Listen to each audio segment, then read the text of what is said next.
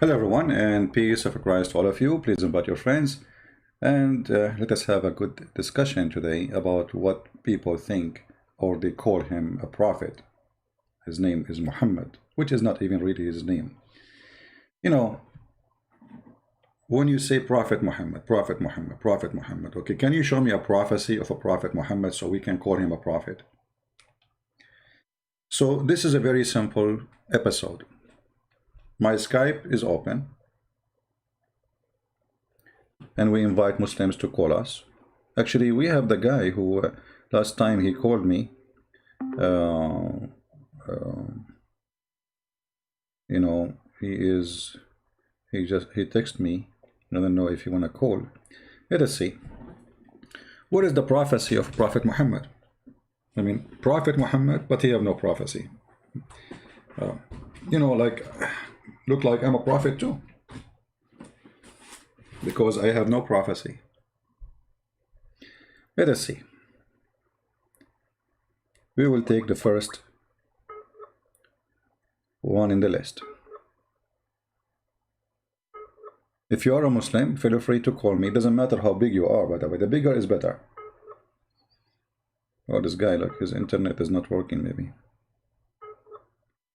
It's not connecting.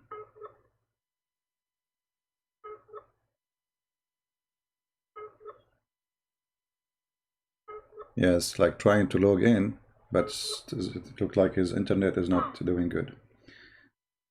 If you are a Muslim and you ever heard that Muhammad he have a prophecy, can you please share it with us? Because it's very embarrassing that we have, hundreds of millions of people call a man prophet, but yet he have no prophecy. So where he got his title from? Is that something we can purchase from eBay? Is that something anyone can claim? Is it something, just talk is cheap? Anyone can say he's a prophet. Any Muhammadan, my Skype is open. You can contact me. You can text me first if you want, and I will call you, just to avoid many calls in the same time.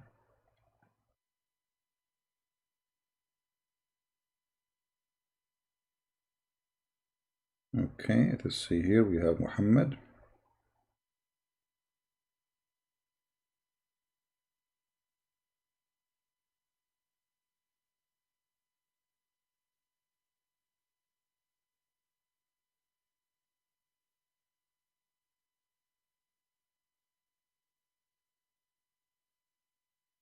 Let us tell him.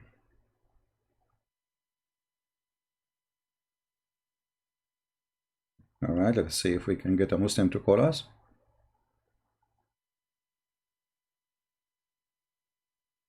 Somebody saying why you don't put the money sign to donate. YouTube, they always fight me, so it's not active because of YouTube. However, if you want, you can go to Patreon and people can donate, if this is what you're asking about. It's very easy, and actually in Patreon is better, because in YouTube they take most of the donation to their pocket.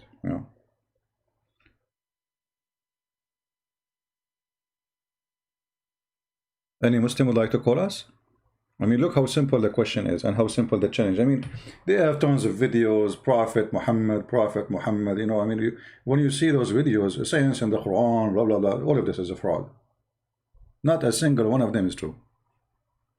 And here we go. We are live on air saying who is a Muslim want to call us.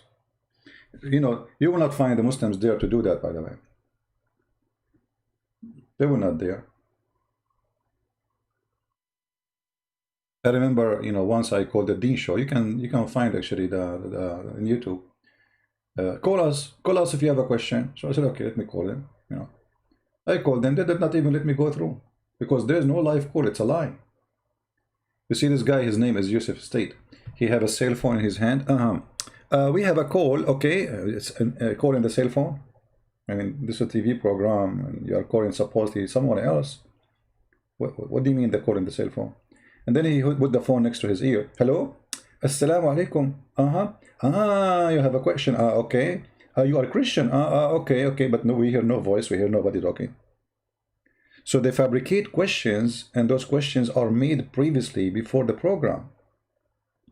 They cannot take a real question from a real person. Here we are real. Who is the real Muslim? Wanna call the real Christian Prince? Anyone?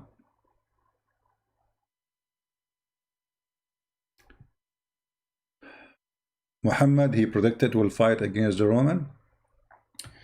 Actually, you know, Muhammad will fight, Muslims will fight against the Roman.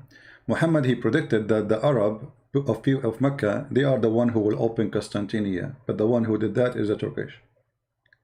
And Muhammad, he says, avoid fighting the Turkish as long they avoid you. So where is that? The one who will open Constantinople, it was the Arab of Mecca, not a single Turkish between them. Right?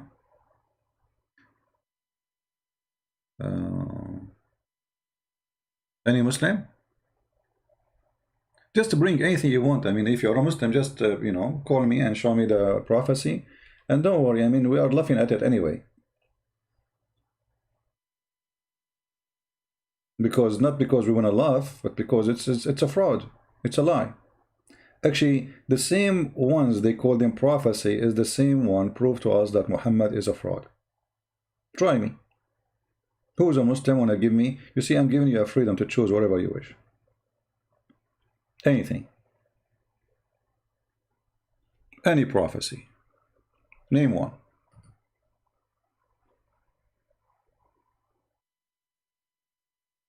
Right? Anyone? If you are like shy to call, you can text, no problem. In the chat, you can post your, especially if you are a Muslim. Anyone? Because if Muslims don't call, then we have to go to Muslim website where they are posting list of a prophecy or what they call prophecy, and then we will laugh together. So what do you think, Muslims? Let me try to call this guy again. I don't know, like the sign in YouTube in Skype, it says he is online, but when I call him, it doesn't hook up to. So it give this sound, that's mean there's no connection. Anyone?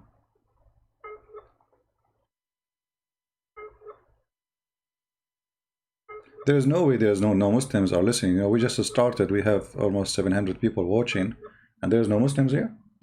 That seems impossible. Right? Who is a Muslim want to tell us why you think Muhammad is a prophet? What is a prophecy? And don't worry, you know, we will have a nice conversation. We are not here to fight. We are here to discuss. If you are right, you are right. I mean, nobody can make you wrong. You know, always the truth will reveal itself.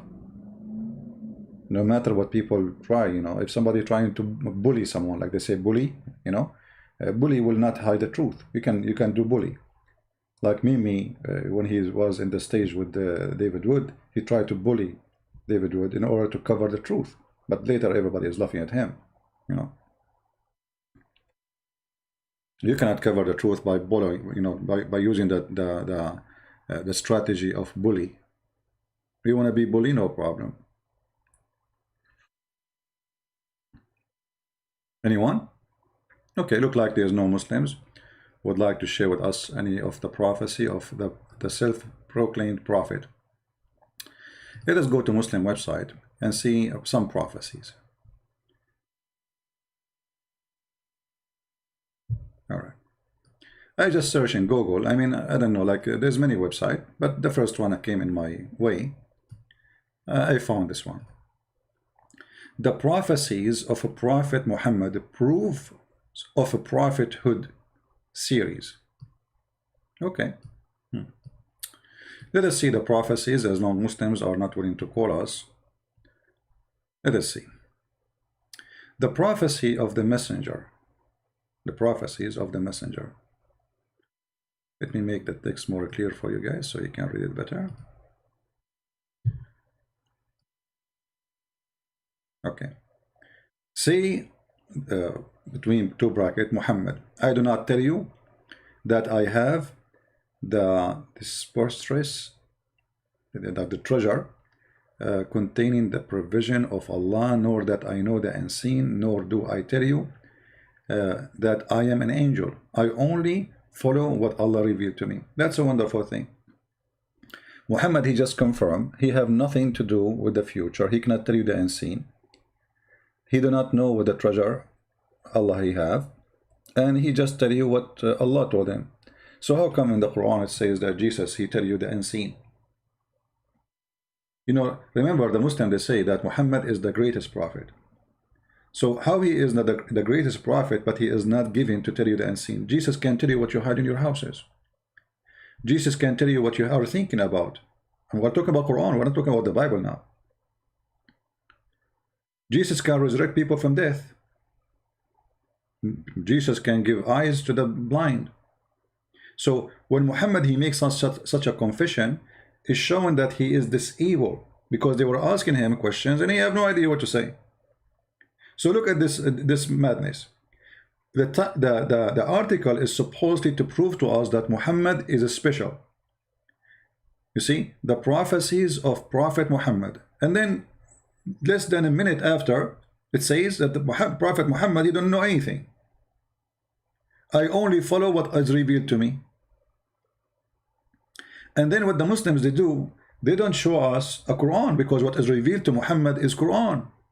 So they try to say to us the prophecy of Muhammad is in the Hadith, but this will be against the Quran, because you just said Quran saying I only follow what is revealed to me. So what is revealed from what? From Allah.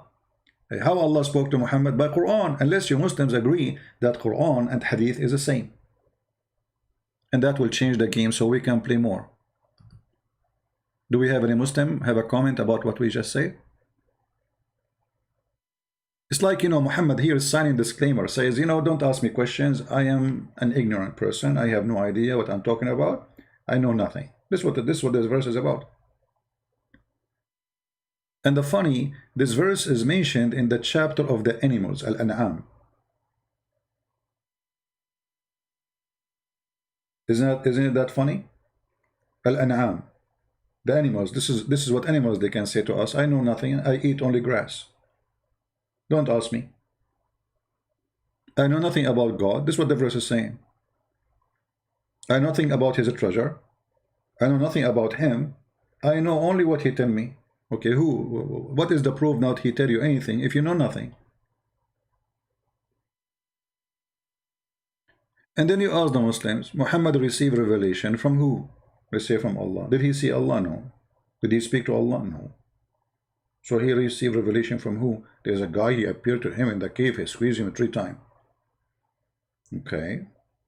Maybe the guy is, you know, crazy guy. I mean, why even he want to squeeze him 3 times? And after he squeezed him, what happened? Did Muhammad change? And why he squeezed him 3 times? To the point he cannot breathe. And then Muhammad, he says to him, I cannot read, and the guy keeps squeezing him. What does that mean? I mean, are you stupid? The guy, he just told you, I do not know how to read. You keep saying to him, read. And read what? Did you give him a paper? Because in Arabic, when you say qara, iqra, you know, this is an Aramaic word. You know, from qarra wa ra'a. Qarra is saying things by the lips. Ra'a is seeing something by the eyes. So your lips say what you saw by your eyes, reading.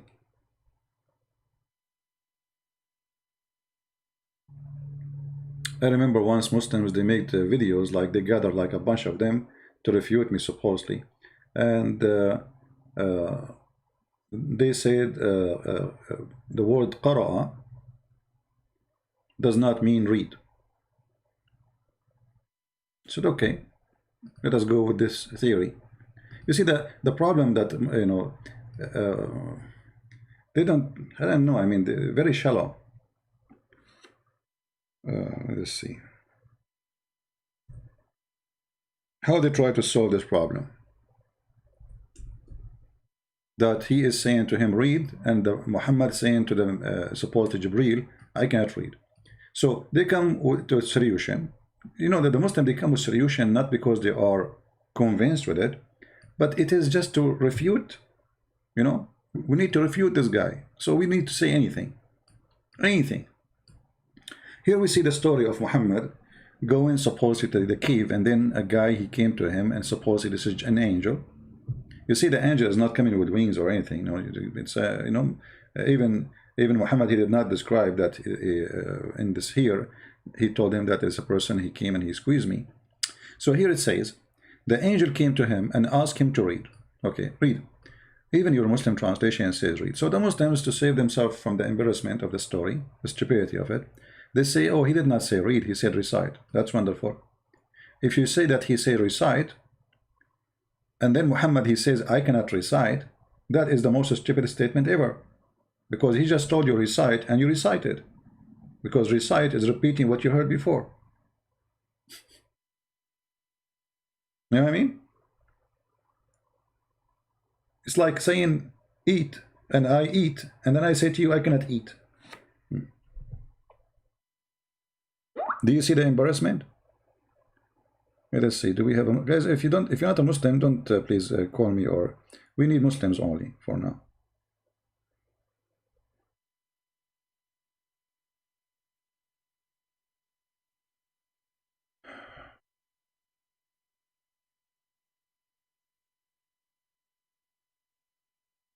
If you are not a Muslim, don't call me. Not now. Tomorrow we take calls from Christians in the other account. By the way, tomorrow we will be in the Quality of Life account. So if you want to join us, there's a link down in the info.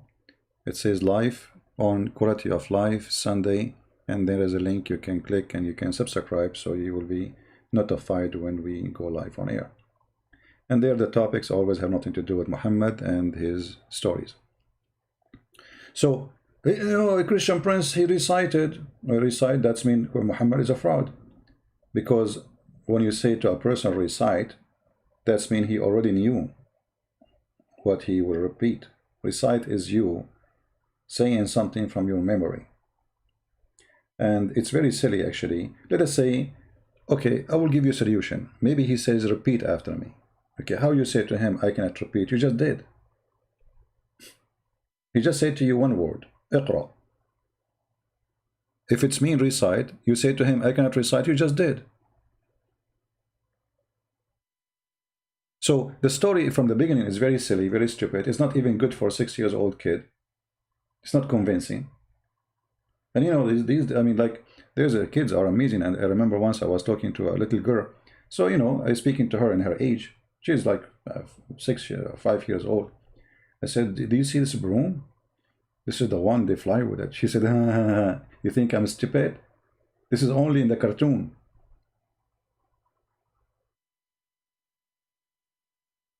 I was like, what? she's like very, very, very small. I mean, she said, do you think I'm stupid? This is only in the cartoon. Sadly, there's a billion human being and more. They believe in the cartoons of Muhammad. This is cartoon. This can happen only in the cartoon. A prophet of God, you know, he should not tell a story which is embarrassing.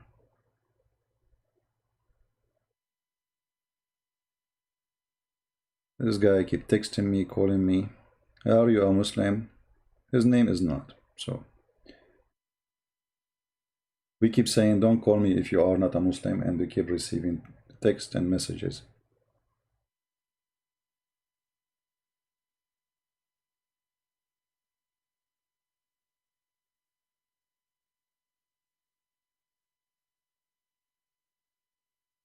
Any Muslim have anything to say? So from the start, the story of Muhammad does not make sense. It is silly. There's no intelligence in the story. And the guy, he is squeezing Muhammad. Okay, what the difference between Muhammad before being squeezed, and after being squeezed? Nothing. Muhammad even did not understand what's happening. So what's the point of this?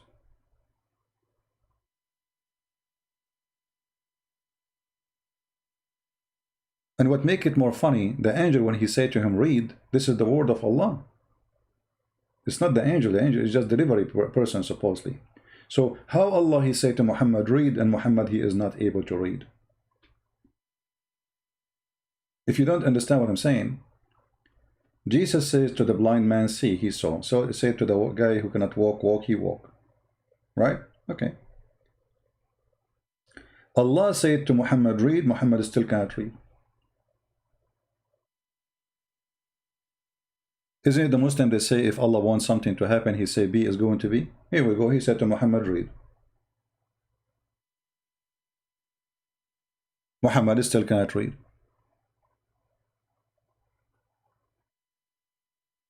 Like once I wanted to be a prophet like Muhammad, so a Bedouin, he came to me. This is a story Muhammad, he mentioned, by the way. A Bedouin came to him, and Muhammad, he told him, why you don't convert to Islam? The Bedouin guy, he have a lizard, big lizard, the desert lizard, you know, in his like case. So the Bedouin, he said to Muhammad, if this lizard convert, I will convert. If this lizard say Shahada, I will say Shahada.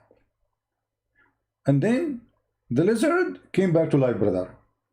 And he said, Ashhadu an la ilaha illallah in Arabic. The lizard. And then the Bedouin, he converted to Islam. Oh.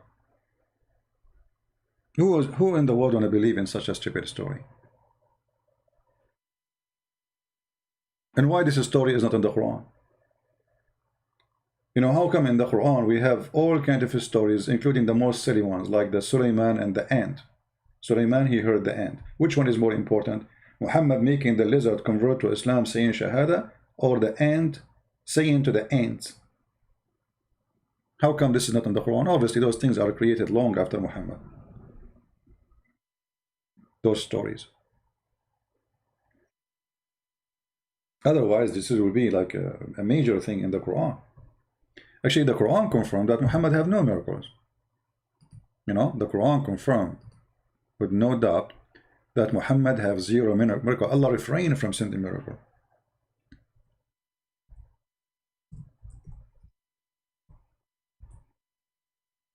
If we go in the Quran, it says, nothing refrain us from sending miracle in chapter 17, verse number 59.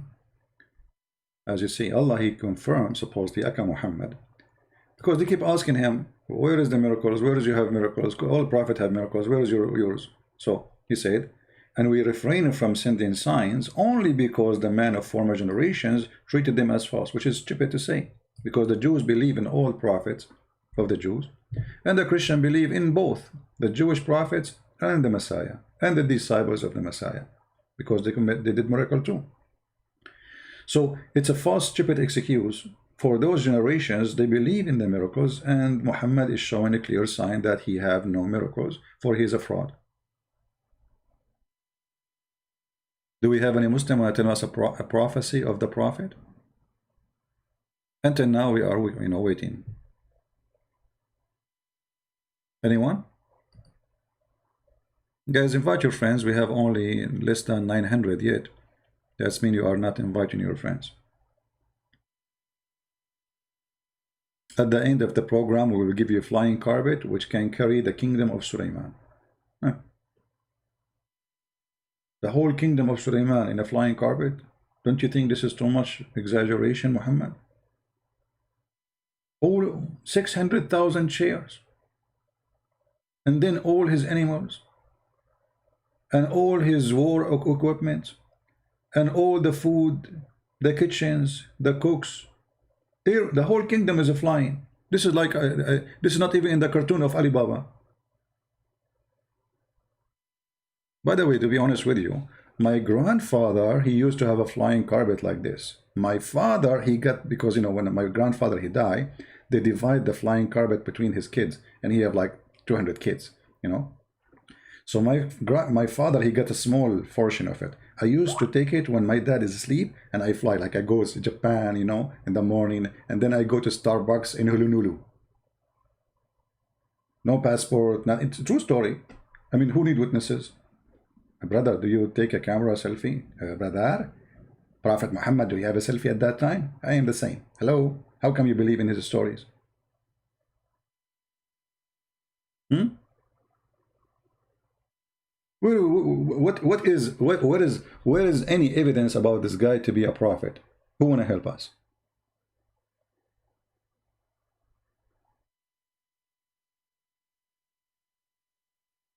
Anyone?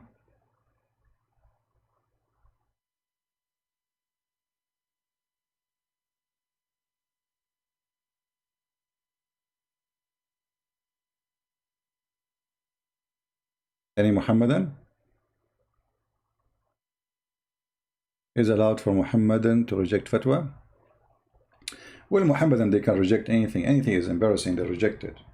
This is the game. It's a game, you know. When you go like, oh, this is embarrassing. So what I would do? I say I reject it. Even inside you, you know it's true, you know. So where is the prophecy of the prophet? Okay, let's go back to the article. As long there is no Muslims are willing to show us prophecy of the prophet who have no prophecy.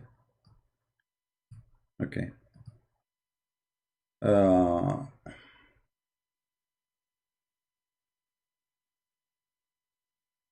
prophecies of the messenger. All right. Number one, the Byzantine will be a rebound.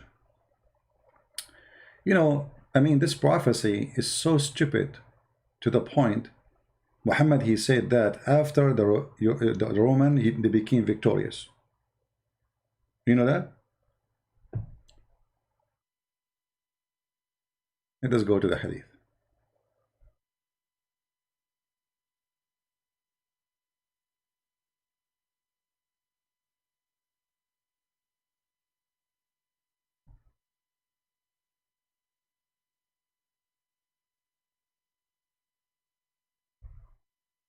Let us see if we can. Oh boy.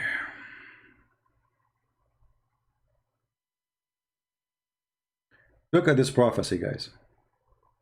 I mean, have you ever heard of a stupid prophecy like this? I heard that Trump, he won. And after he won, I said, Trump, he will win. Read the hadith. And this is Sahih. Abu Sa'id narrated, on the day of Badr, the Roman had victory over the Persian. So the believers were pleased with that. Then the following was revealed. Alif Lam Mim, the Roman being defeated, and then they will be victorious. Look at this madness. Oh boy. If we ask Zakir Naik, you know, about this situation, I'm sure Zakir Naik, he have a solutions for that. Very nice solution, you know.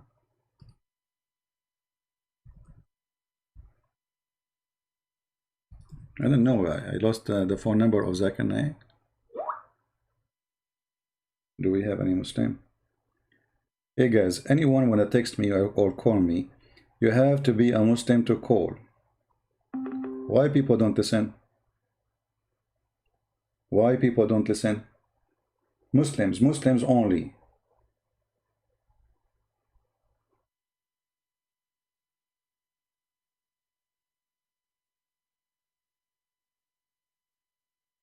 Do I have to tell you one by one in text in Skype?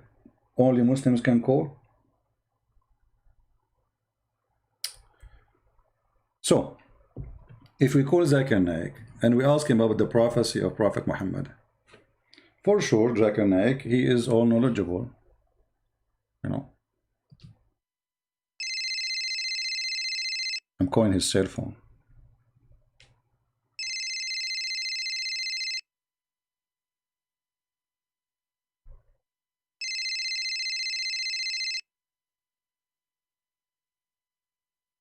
Hello?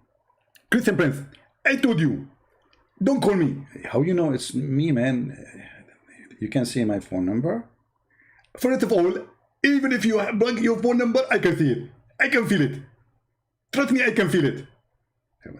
Zakir Naik, you must be a prophet. How you know it's me? It's unbelievable. Christian Prince, first of all, I told you 100 times, don't call me when I am in the middle of the night. because this is a very sensitive time. Okay, Zakir Naik, I don't know, it's middle of night for you. You are right, it's very late now. Sorry for, I apologize for waking you. We can go back to sleep, no problem. It's okay. Please, breath. You can't run away from me. I am a curse of Allah on you. I trained you. Okay, okay, no problem. The prophet, he have a prophecy about the Roman. Is that true? Exactly. But he mentioned the prophecy after the Roman became victorious. So how that make it a prophecy? There is something, it's called go flat back. Go what? Flat back. What does that mean? If you watch a movie, you will see in the movie they start from the end. And then they go to the front. Ah, like they start from the end of the movie, they show you like a scene. Exactly. And you are ignorant. So here, Allah, he go in the beginning, you know, in the end, and then he go back. Ah, okay, so the prophet, he was given a prophecy about the Roman will win after they won because he was using cinema tactique on Hollywood. Now you are getting smarter, and now I respect you. Finally, you are thinking and you are using your brain. But hold on. But how this can be called a prophecy then if he said that after what happened? First of all, we can call it prophecy because at that moment nobody knows that they are victorious. But it says here that all the Arab there, they knew. And the believers rejoice when they hear the news. So even the believers heard the news before Muhammad. Exactly. But the truth is that the prophet is the only one Allah, he revealed for him the truth. Ah, okay, so it doesn't matter who knows about it before Muhammad. But Allah told Muhammad that the Roman will be victorious, and this is after they became victorious. And this is make it a prophecy. Exactly. Because at that moment, nobody knows. What do you mean nobody knows? Everybody knows that they were victorious, including the Roman. You are stupid, and you know it. I'm telling you, at that moment, nobody knows except the prophet. They knew that the Roman became victorious. This is true. Everybody knows. And even the news came very late for the prophet. But this does not say anything. This is a prophecy. Zakir Naik. So if I make a prophecy right now, saying Zakir Naik, he live in Malaysia. But you post videos already saying that you are there, and you make live broadcasts from there. So everybody knows that you are there. So how this will be a prophecy? I'm prophesying that you will go there, but you are there for the last 4 years. How that can be a prophecy? Christian Prince, in your case, it's a different story. Because first of all, I am not in Malaysia. I am in Malaysia country. Not in the map, not in the name. You are different when you speak. You are not even, I can't take you serious. You have to say the word country. Otherwise, people, they will take you wrong. They would think that Malaysia is like a box or something. You have to say in the country of Malaysia. And yes, I am there. And if you say that I am there, you are lying, because simply everybody know there. This is not a big deal. So the prophet, he did the same. He just mentioned that the Roman would be victorious after they became victorious. So how this became surprise prophecy? Christian Prince, first of all, in the old days, we used to take hadith. What? People, they used to take hadith. What do you mean? Drugged. Smoke, like, marijuana, hashish, Okay. So the people, they were high. The news came, but nobody noticed. So the prophet said to them, the Roman will be victorious. By the time they wake up, everybody believed it was a prophecy. Thank you very much. This is a prophecy. The prophet, he said this verse after they being victorious, that they will be victorious. The hadith in front of you, and it's sahih. Is it sahih? Yes, it is sahih. So when I say to you everything they come with is a fraud, I am not joking. Secondly, even in Arabic, it says fi bid'i sinin.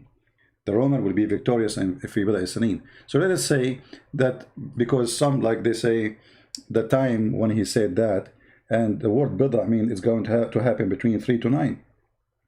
But based on studies, if that happened in certain time, forgetting about this hadith, Muhammad, he said that, and it take more than 12 to 13 years before the victory happened, if the other report is true.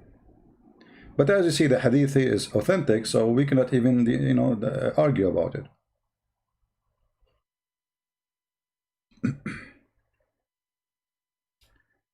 All right, I think it's time to block some people.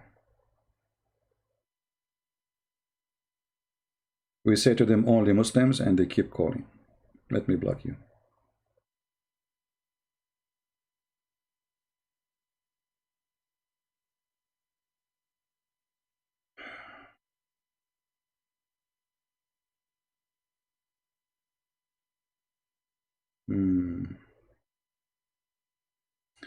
Okay, somebody, he says he is a Christian and the Muslims ask him questions about Christian. We will take a break with this person and we will see what he wants. Just as an exception.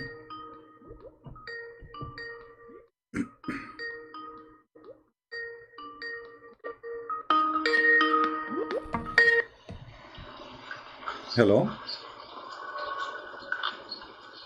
Hello?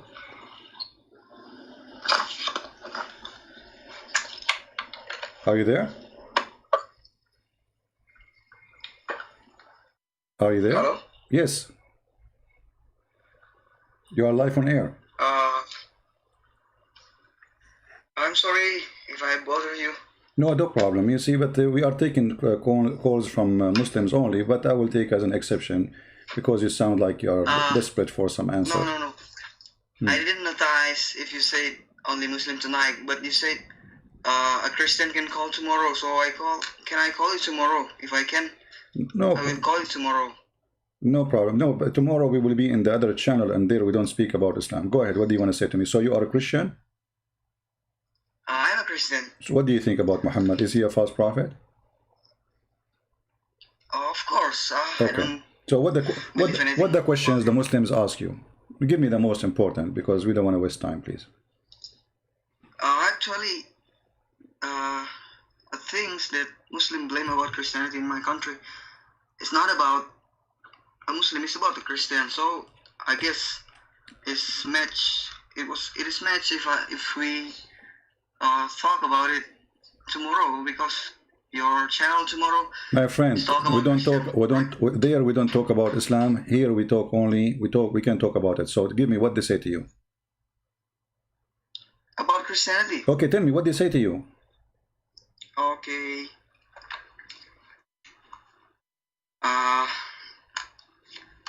There's a few things.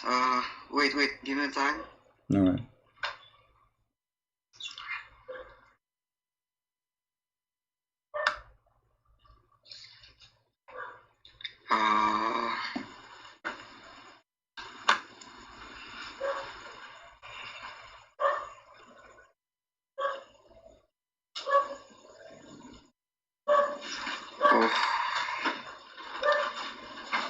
Okay, my friend, by the time you find the questions, we will go to sleep. Take care. I mean, what is this?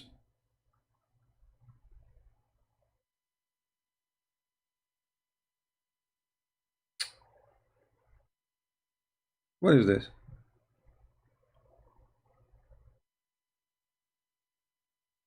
Like, if you see the text he's sending me, like Muslims asking questions like, please. So I said, okay, let us, give him time. And then what are the questions? You don't know. We have Muslim Abbas saying, please read the Tirmidhi and tell me if this 31:5 was not a prophecy. What 31:5 not a prophecy? Abbas, we are reading a Tirmidhi. And in front of us, we have a Tirmidhi. This is a Tirmidhi in front of your eyes. Isn't it?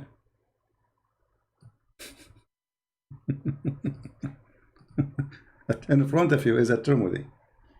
And it's Sahih. What's wrong with you, Abbas?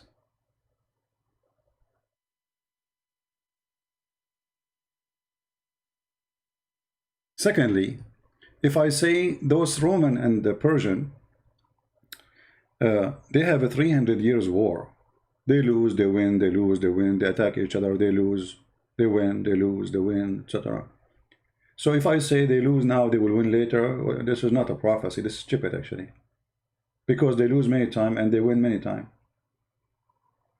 But the final victory of the Roman took long.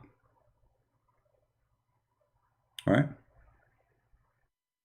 This guy is a Muslim. I blocked him. I thought, because I told him, okay, hold on, I need to find his name now. I blocked him. I think I blocked him. Okay, no, he's not.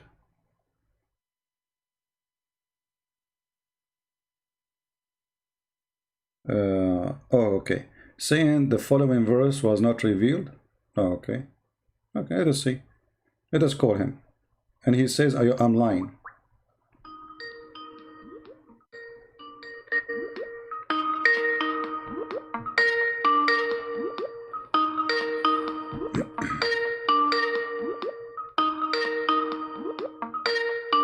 So he called me lying, but he will not answer now.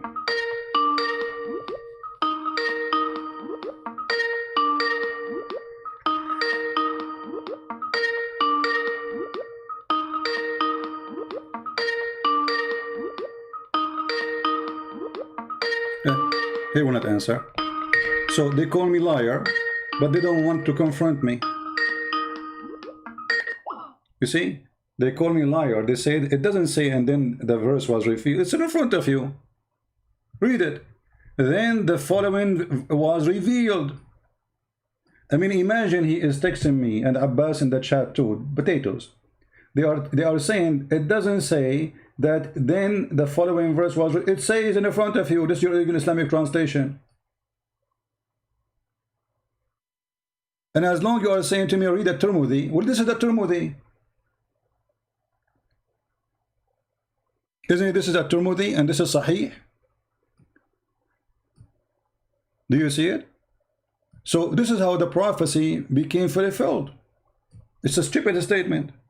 Muhammad, he made the prophecy after things happen. And this is the prophecy being fulfilled. What we can do. And this guy who is calling me liar in Skype, he is saying, it doesn't say that. It doesn't say that, CB. It's in front of your eyes. Are you blind? Read carefully. On the day of Badr, the Roman had victory over the Persians. So the believers were pleased with that. Then the following verse revealed.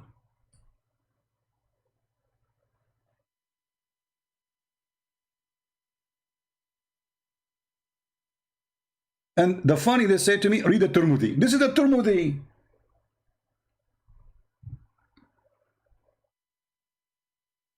Okay, Mr. Abbas. So you are saying to me, read the Tirmidhi, different hadith, and the different hadith says the prophecy was fulfilled? So how the hadith here is authentic and the other hadith is authentic? Which one is authentic? If you say both, well, that's mean Islam is stupid. What do you say?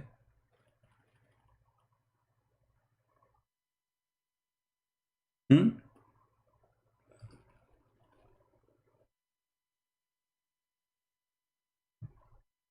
Do you want to call Abbas and read the Tirmidhi for us so we can laugh together? And you can read the Tirmidhi, the one you want. And I am not responsible for how many people will laugh at you. What do you say?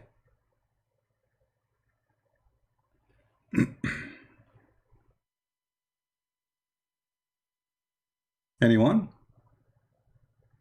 You know, the signs of corruption is so clear.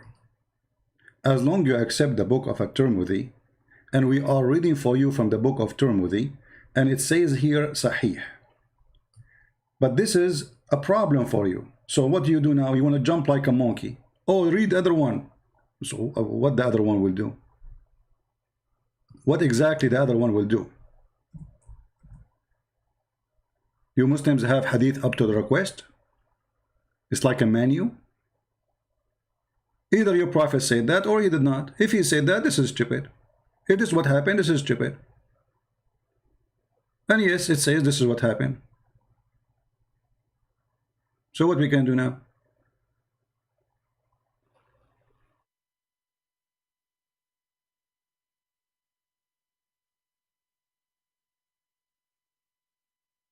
Anyone?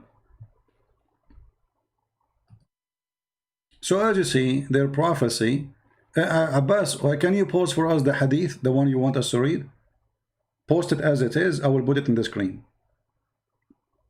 We want to laugh. Can you do it?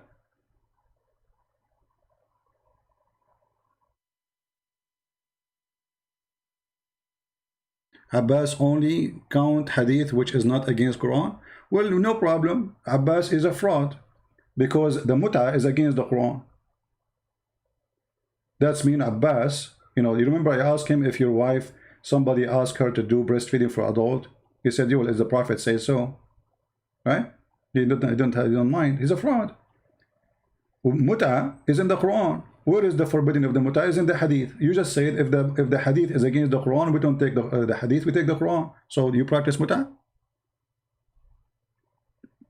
Are you doing muta delivery now, Abbas? You don't do pizza no more? So what do you do? Like you drive your car, you deliver girls? Can't you find at Tirmidhi? No, I cannot find it. Post it for me. You guys, post the... Why you don't post the hadith for us? Post it. I want your name next to it. I want your name next to the hadith. Because that will make it perfect comedy. Post the hadith for us. And I promise you, I will put it in the screen. I will take a snapshot, selfie for you, with the hadith posted by you, put it in the screen. Do it.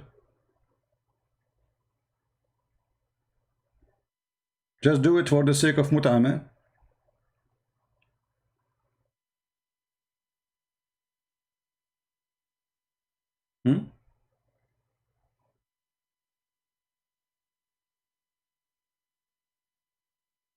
Consider yourself doing mut'ah. Pause the text.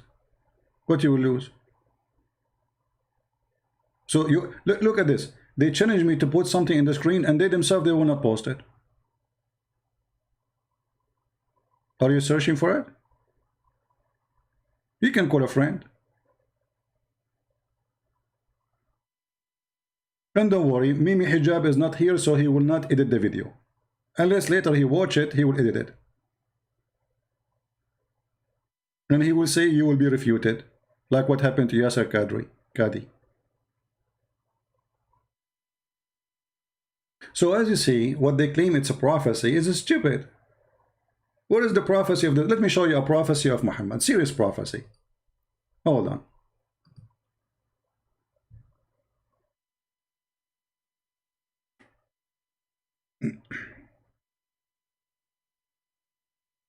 I mean, how Muhammad knew this unless Allah he told him?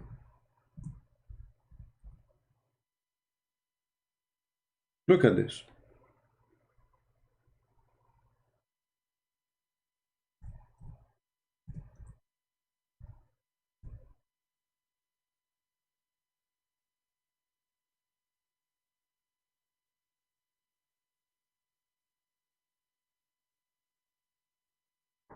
Look at this prophecy. How Muhammad knew? This is science, brother. Muhammad taught by Allah the science of biology. How the baby is made. First in the Quran, he says the sperm of the man coming from the backbone. And by the way, that's true, brother. I have a friend, his backbone hurt him, and he don't have babies. I'm just joking. The Messenger of Allah said, the man water is thick and white, and the women water is thin and yellow. So Muhammad, he think that women have yellow liquid in their private part when they have sexual intercourse. He think this is the sperm of the man.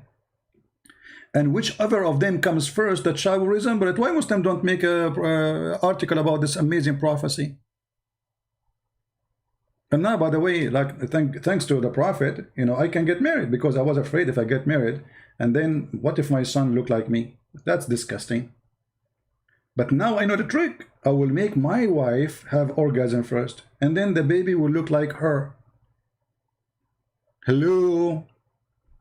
Finally, I can do it. Before I was worried. My son would shoot me. He grew up, he says, look at me, I look like you. I say, son, it's not my fault. He said, why no, they will look like me. He said, if you follow the Prophet's step, I will not look like you.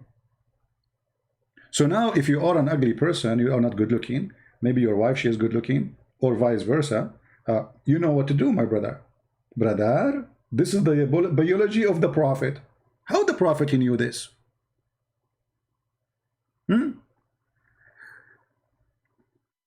There is no way Muhammad is not a prophet. This is proven to be correct, scientifically correct. It's the water of the woman in her private part, which is yellow. And why it's yellow, my friend? She is infection or what? Why? What is that? You see, for me, I was reading all was yellow, and then they told me, I'm not really, I don't know about this stuff. Like, yes, it's true, I have like 10 degrees in biology, brother, like Muhammad, you know, but I did not go to university and study that. So they told me that women who have such a thing, yellow, it's mean they have infection. So Muhammad, he think that women who have water in their vagina when they have intercourse, that is what caused the baby to look like. And he is talking about washing it. This is outside. This is not inside the body. This will decide how the baby look like. Don't you think this is too much? What happened to Abbas? Where is the hadith, Abbas? You could not find it, Abbas?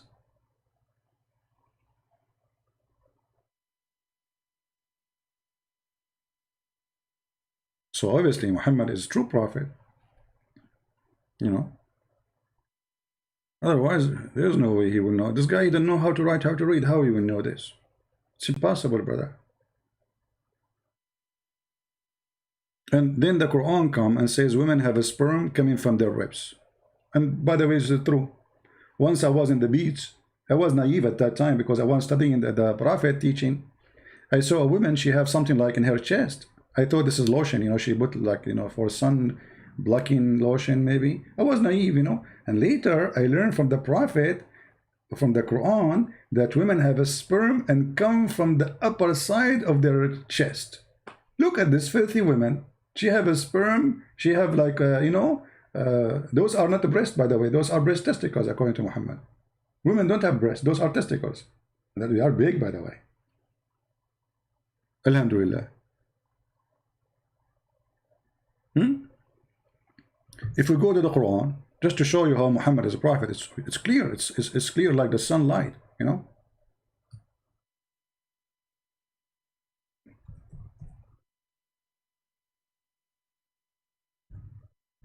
How you can deny that? I mean, we cannot. I mean, stop fooling yourself. Muhammad, obviously, is a prophet. Chapter 86, verse number 7. It's a gushing fluid coming from between the backbone and the ribs, the backbone of the man and the ribs of the women. How Muhammad knew this? That's amazing. And thank God I am still single. You go to the bedroom, you know, and your wife, she take off her bra. Instead of seeing breast, you see testicles. That's scary. And they are big. Like, what? Get ready. I don't know how good you are in jumping. If you are in the first floor, it will be fine. But if you are in that 20th floor at that moment, this is why I advise you before, you know, in the wedding night, don't take high floor. What if she have a breast testicles, as you see in the Quran? What you will do? And you want to jump? You send me the hadith in Skype? No, Skype. No, my Skype is not connected to my system here. I have only the sound. Post it there. Post it there.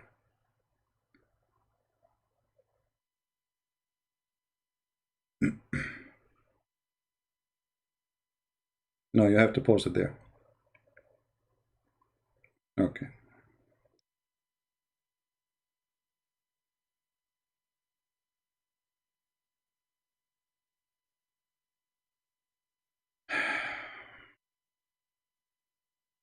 Alif Lam Mim, the Roman have been defeated in the nearest land. Okay, one day that those ayat was revealed, the Persian has defeated the Roman, and the Muslims had wanted Roman to be victorious, because they were the people of the book. So Allah said about that, and that on that day, the believer will rejoice with the help of Allah. He help whom He wills. Okay, and then the Quraysh we wanted, but this is not a hadith you either. This is an explanation. Where is the hadith? I mean, do you see how stupid you are? The hadith is in front of you. This is the hadith. Secondly, you are saying that in the day of Badr, if you calculate the day of Badr and the final victory of the Roman, you will see many years after that will pass 9 or 11 or 12 years. So Muhammad again is a fraud, even if we go by this calculation. Because in Arabic, he used the word bida. Bida have to be between 3 to 9. As simple as that. However, in front of us, we have a very accurate hadith. It says clearly that the Roman, they've been victorious. Right? And the verse was revealed after.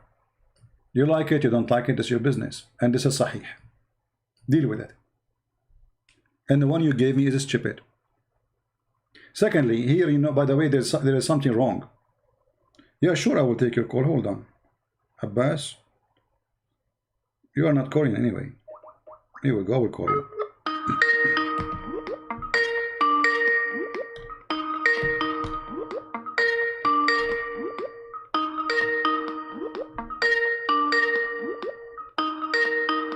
Answer, Abbas.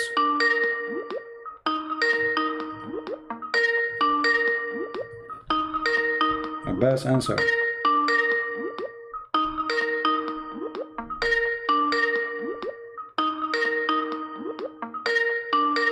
What? Are you going to answer or what?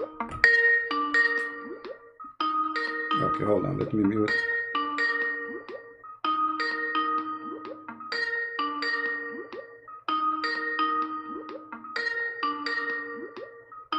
I think my Skype is stuck too.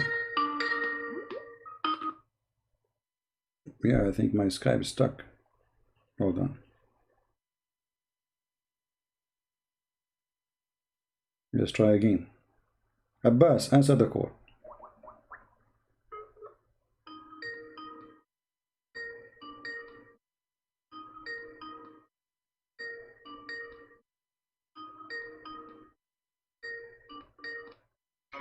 Yes, Abbas, go ahead. What do you want to say to us? I'm calling you from the other. Can you take my call, because on this one I don't have headphones. I'm calling from the other number. Can you take my call, please? You are not calling me other number. What number? What is the name there? What is the name there? How I know it's you? Is that you, Susu? You call yourself Susu? Who is this Susu? Hot Susu. Abbas is the hot Susu? What is that? Alicia. Abbas is Alicia now. Amazing.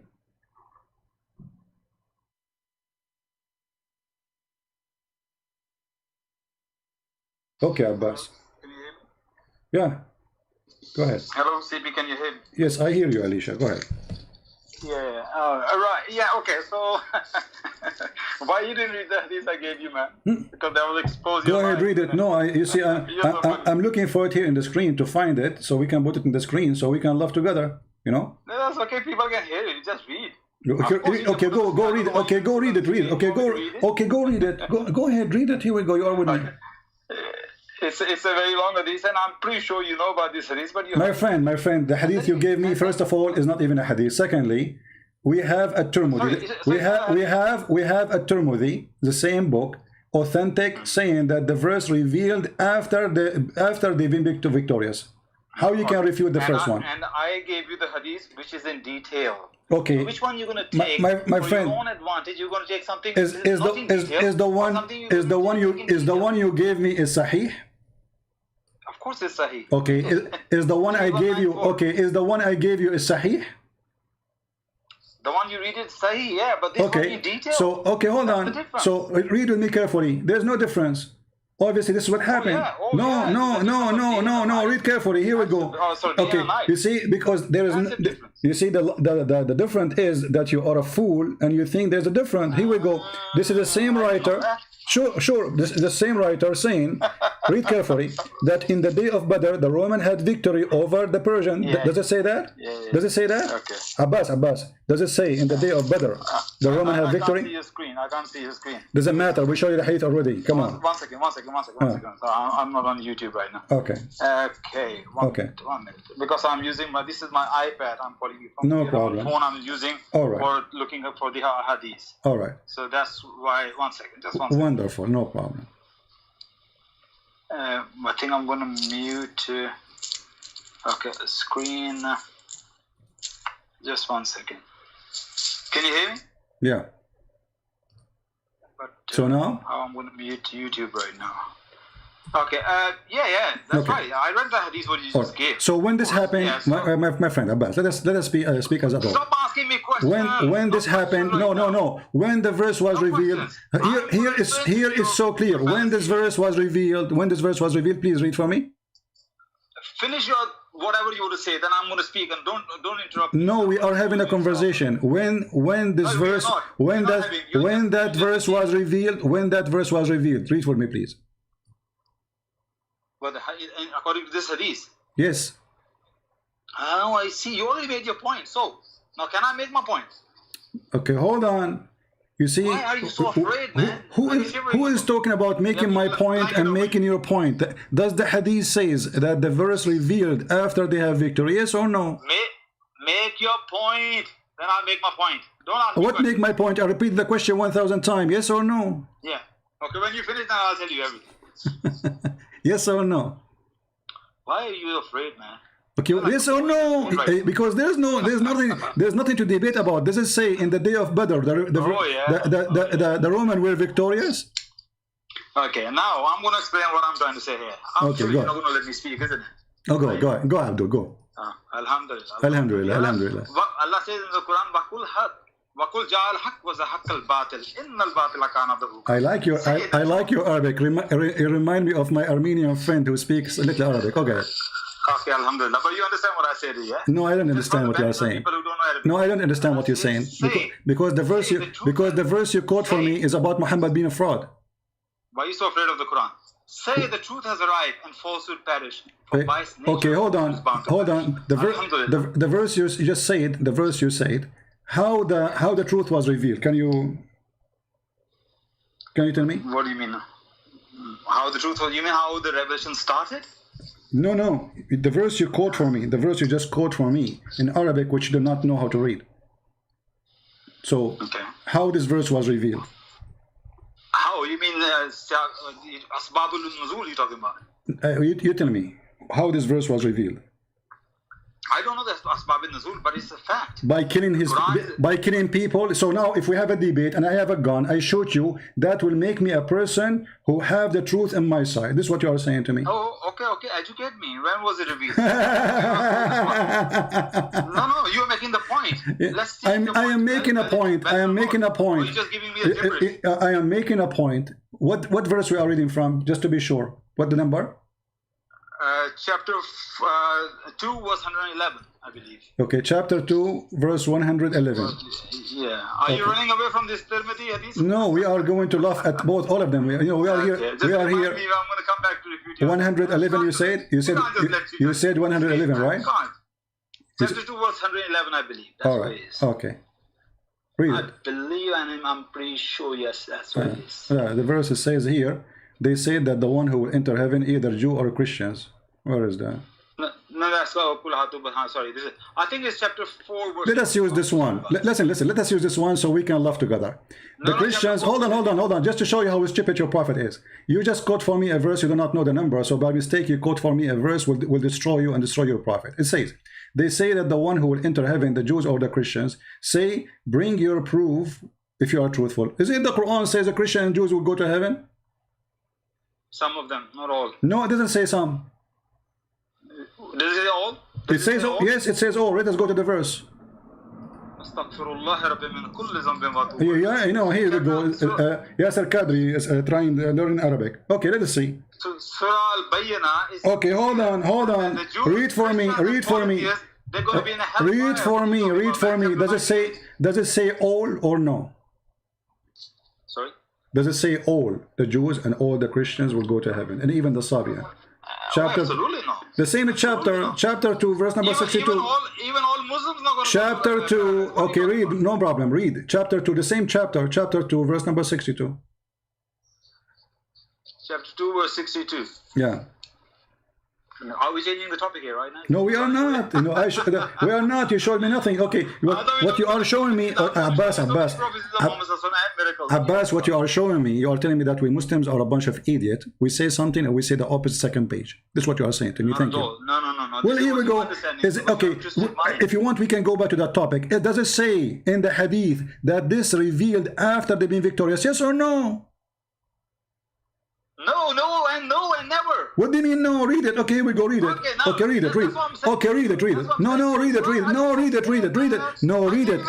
Read it. Read it. Read it. It's in front of you. Do you know the reason? In which day, Abbas, in which day, let's make it simple. In which day the Romans were victorious? Okay. In which day? May I allow to speak? What's wrong with you? We are talking. No? You see, you quote for me the other verse. We go there. You are saying, "Are you change topic?" We go back here. You want me to speak? No, but you're not letting me. I'm asking you, in which day, in this hadith, do you agree with this hadith? Yes or no? First, do you agree with it? Yes or no? Yes or no, again. Do you agree? Because we don't wanna make it. You're trying to confuse yourself only. Either you say you agree with it. We want to know your point, where you stand. Do you agree with this hadith? Yes or no? Oh, not with your understanding. I understand the hadith. I'm asking you, not my understanding, your understanding. Do you accept this hadith? Yes or no? I accept hadith with the context, of course. This is not a question. Do you accept this hadith as it is? Yes or no? This hadith is not in full context. That's what I'm telling you. My friend, the full contact or short contact, does it say on the day of Badr the Roman had victory over the Persian, so the believer were pleased with that, and then the following verse was revealed? Does it say that or not? Okay. Again, yes or no? Am I allowed to say anything? What do you mean you want to say anything? What do you mean you say? Does it say that or no? Okay. Does it say in English, Abdul, you speak English very well, better than me. Then the following verse was revealed. Does it say? That's not a compliment. Does it say then? Does it say then? What? Does it say then the following? Yeah. Again, yes or no? Was revealed. Does it say, okay, you know, I don't want to waste my time with kids. You're a kid. No, just get. No, get Just lost. one more time. No. You're just a kid. You're wasting my time. It says that in the front of you. We'll debate about what. So what, you know, the way to get away from this garbage is to say, I will show you other hadith have more details. What details? Here we go. It says in the day of Badr, the Roman were victorious. And the believer were pleased with that. And by the way, here you will see the stupidity of Muhammad. Muhammad in the beginning, he was a hypocrite man as usual, all the way to the end. But in the beginning, he was trying to say himself that he is close to the Christian. Actually, in that moment, Muhammad, he was claiming to be Nasara. Otherwise, what he have to do with the Christian being victorious? Isn't it the Roman is the same one? Muhammad sent letter for them, convert to Islam or I will kill you. Why he is pleased that they are victorious? If they are kuffar anyway. What he have to do with the Christian to be pleased if they are victorious or not? But because at that moment, Muhammad, he claimed to be Nasara. He married from Khadija, I remember before. And in order to marry Khadija, you have to marry in a Nasara church. The Nasara will not allow you to marry their daughter unless you are marrying in a church. Church of the Nasara, like Jehovah's Witnesses cult. So Muhammad, there's no question, he was claiming to be Nasara. And now, when they start making fun of him, the Christians, they are defeated. What do you say? Muhammad, he responded that Allah told him that they are defeated, will be victorious. When? In the day of Badr, when the news came that they are victorious already. And the story in front of you. And then you want to say to me, there's more details. More details, what do you want more? It says here, it's giving us the date. It's giving us which day. It's giving us when it was revealed. It was after they rejoice, not before. After the believer rejoice. Why the believer rejoice? Because they had victory.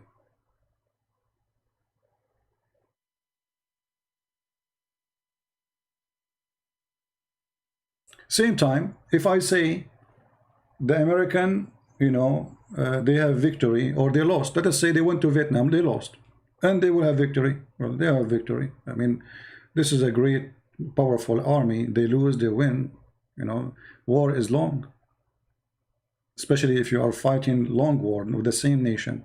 Today, this is a battle. This is not a war. Actually, they won, because the final victory of the Roman was way long after.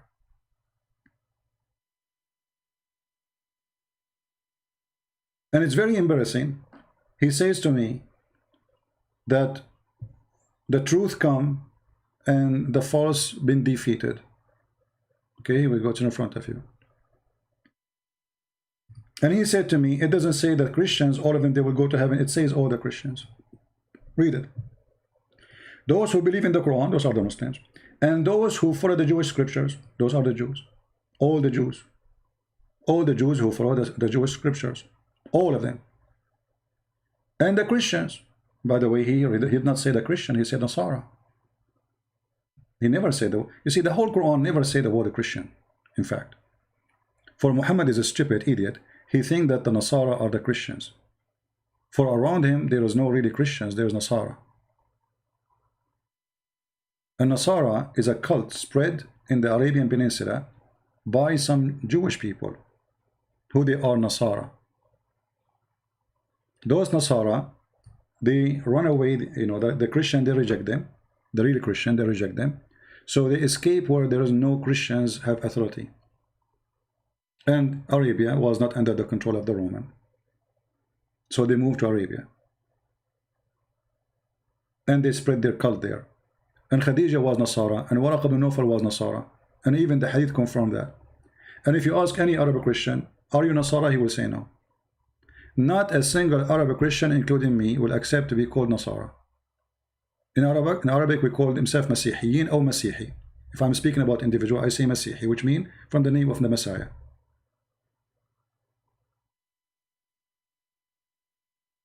All those, and Muhammad, because he is big hypocrite too, in front of the Sabian, he's a Sabian, so he promised the Sabian to go to heaven, but the Sabian, they worship stars. The Sabian, they have, like, they are the same as the Mormon, you know, so they have some kind of fantasy. So they believe that there's gods, not God, gods, and those gods are angels, and they have ranks. There's angels who can create, there's angels who can build, there's angels who can redeem, there's angels who can maintain, there's angels who do maintenance, you know, they have a lot of things. And Muhammad, he copied a lot of stories from them, from the Sabian, including even the ablution he was doing. This is Sabian ablution. If you go and search for the Sabian ablution in YouTube, you will find the videos, the Sabian, which is a very old religion, doing ablution. You will see it's exactly as Muslims do the ablution today. Actually, even the Hadith confirmed that Arab, they believe Muhammad was a Sabian.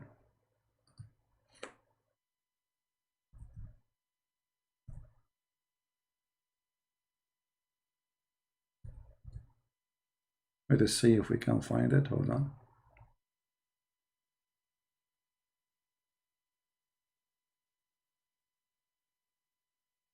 Here we go. You will find that when Muhammad and his gang, they were traveling, they found a woman, she have water, they want water. So they say to her, where we can find water? She replied, I was there, which means pointing her finger to the place. And there was this hour yesterday, and my people are behind me. They requested her to accompany them. She asked, where? They said, to Allah Messenger. She said, do you mean the one is called Sabi? What they call him? Sabi. The Muslim, they say Sabi is someone who changes religion. That's a lie. Sabian is a very old religion. They call you Sabi if you join them. Secondly, if he changes religion, well, that's mean he changes religion to be a Sabi. Otherwise, why do you want to call him Sabi? Why didn't call him Nasara? You know what I mean? There's many religions. Why they call him Sabi? Those are the Sabian. And the Arabic make it even more clear. You know, it says it clearly. Is that the Sabian you're talking about? They said yes. And between two brackets, they say with the new religion. That's a false. It's not there. You see, that's why they put it between two brackets. They replied. They didn't say no. They said yes. The same person. He's a Sabian. So Muhammad the hypocrite, in the beginning, he was promising everybody to go to heaven, hoping that they will join him and they will accept him as a prophet. Like Obama. Obama in front of the Jews, he's a Jew. He wear their hat. He kissed the he shake his head in the front of the temple wall. In front of the Muslims, he is a Muslim. In front of the Christian, he hold the Bible and he go to the church, African church, and he sing with them, glorifying God. In front of the atheist, he make fun of the Bible. That is Muhammad. And even the Muslims, they confirm that Muhammad is a fraud. He do politics. They ask Abbas, why Muhammad had many wives? They say to spread Islam. That is politics. That means a fraud. He used women for the sake of his agenda. That's not from God.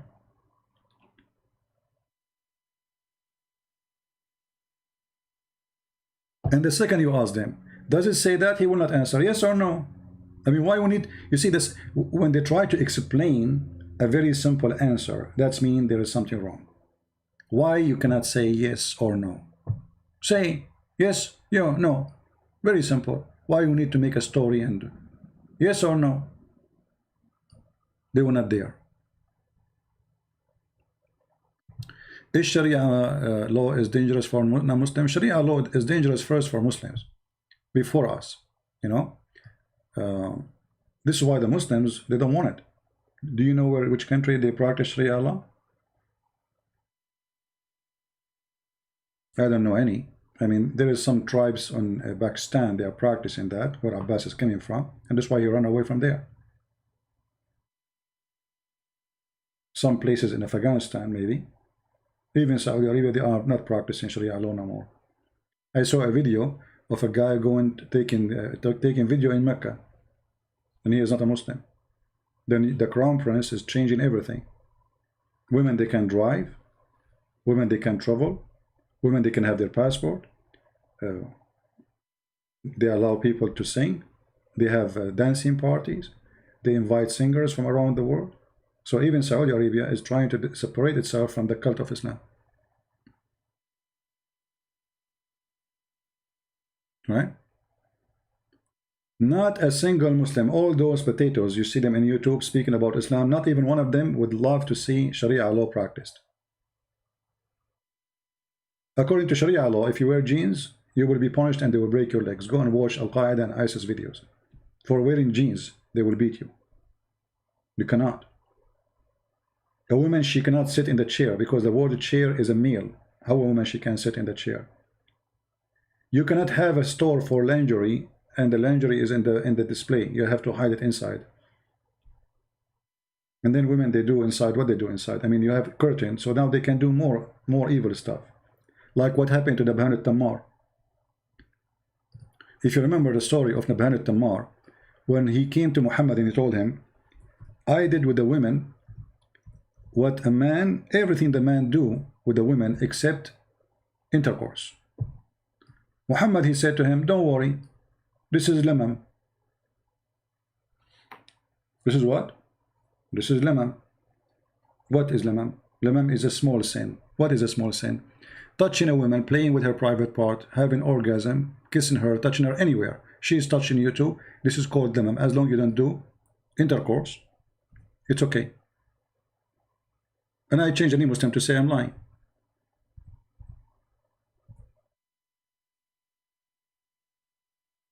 So when we say Sharia law is a joke, if a person he go home and he found his wife cheating with somebody, he need to bring 4 witnesses and they have to see the private part of the male go and, excuse my language, inside the private part of the female. How you can do that? So you cannot punish her. You have no right to do anything because you have no witnesses. Right? How a woman, she been raped, she's going to prove that she been raped? She need to bring 4 witnesses? If you read the whole Quran, by the way, you will not see even where it's speaking about rape. I mean, how such an important topic is dropped in the Quran? How the Quran did not forget to say that you can do lamam and it's okay. You can take a married woman. Imagine a married woman Not a separated woman, not a woman in divorce. She is in the house of her husband. They are married and they sleep together. She go to do shopping. She come to the companion of Muhammad, and he play with her, and he do everything the man he do with the women except intercourse. Muhammad, he gave in this verse. He says those who avoid the greater crimes, shameful deeds. This translation is very funny. Where is the lemon? Where is the word lemon? Let me change the translation. I mean, the translation of Muslims is really weird. You change the translation, you feel like you get a new book right away. Look at this. We just change the translator, both of our Muslims. And those who avoid the greater sin, and al-fawahish, fawahish, which is illegal sexual intercourse, etc. When they are angry, they forgive. What is that? Where is how you avoid it? How you avoid those? If you do lemon, you take a woman to your bed, you do with her everything, and this is not a big sin. Because he did not do intercourse.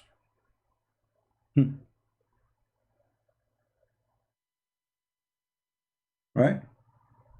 So this chapter here, chapter 42, mentioning that, and the same in chapter 53, verse number 32. Here he add, illa laman, they translate it as small faults. How this can be small faults? How this can be small faults? Any Muslim can tell me? This is a small fault? Taking a woman from her husband, playing with her, having orgasm, and this is in Islam is a small fault? And this is not even considered as a sin? So why your wife, she wear a burqa? If a man, he can touch her, he can play with her private part, he play with her body, and this is a small fault. I mean, imagine they say the word is small faults. Let me show you the interpretation for the verse, so the Muslim, they will not say, oh, where it says what you are saying. Hold on. Because you know them, right? We show them from their books, they say it doesn't say that, CP. It doesn't say that, CP. Okay. So, chapter 53, verse number 32.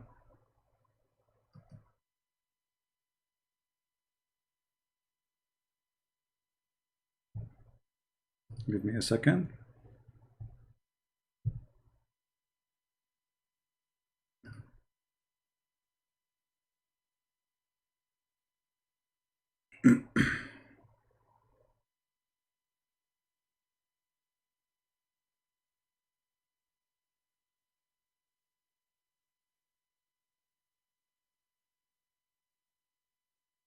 You see, in English, they take off all the interpretation. It's not there. I cannot find the story of Nabhan al-Tammar in the book here in the website. Let me see a different one.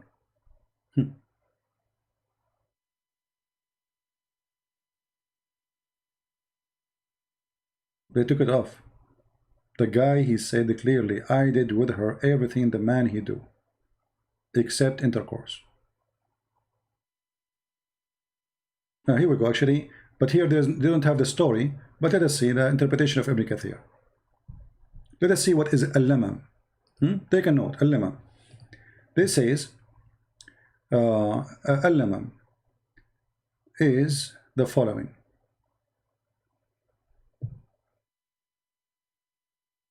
Commit zina by looking, the lips by kissing, and the hand by transgressing, and the feet by walking, and the sexual organ either materials or etc. by sexual intercourse. So if you have sexual intercourse, that will come from the adultery. If not, this is all is a lamam. Let us see different place.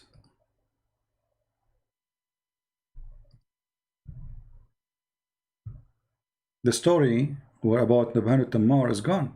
Nabhan al-Tammar, Tammar means the one who sold palm fruits. So a woman, she came to him and she said, I have You know, I want to buy like some fruit. So he said to her, go inside. I have, you know, a lot of fruit, better fruit inside. So she went inside and looked like she is a bad woman. So they start playing. Maybe let us see if we can get the book of Asbab al-Nuzul. All right. Maybe we can find a story here.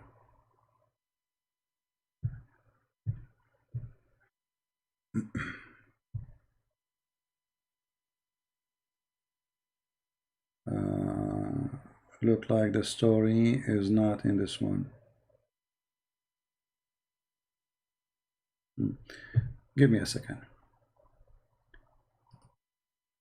We need to get it busted. We cannot just let it go.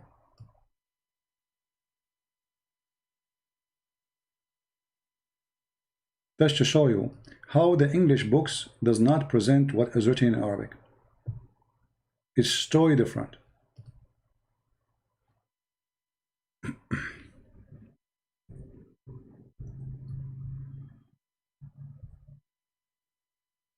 All right.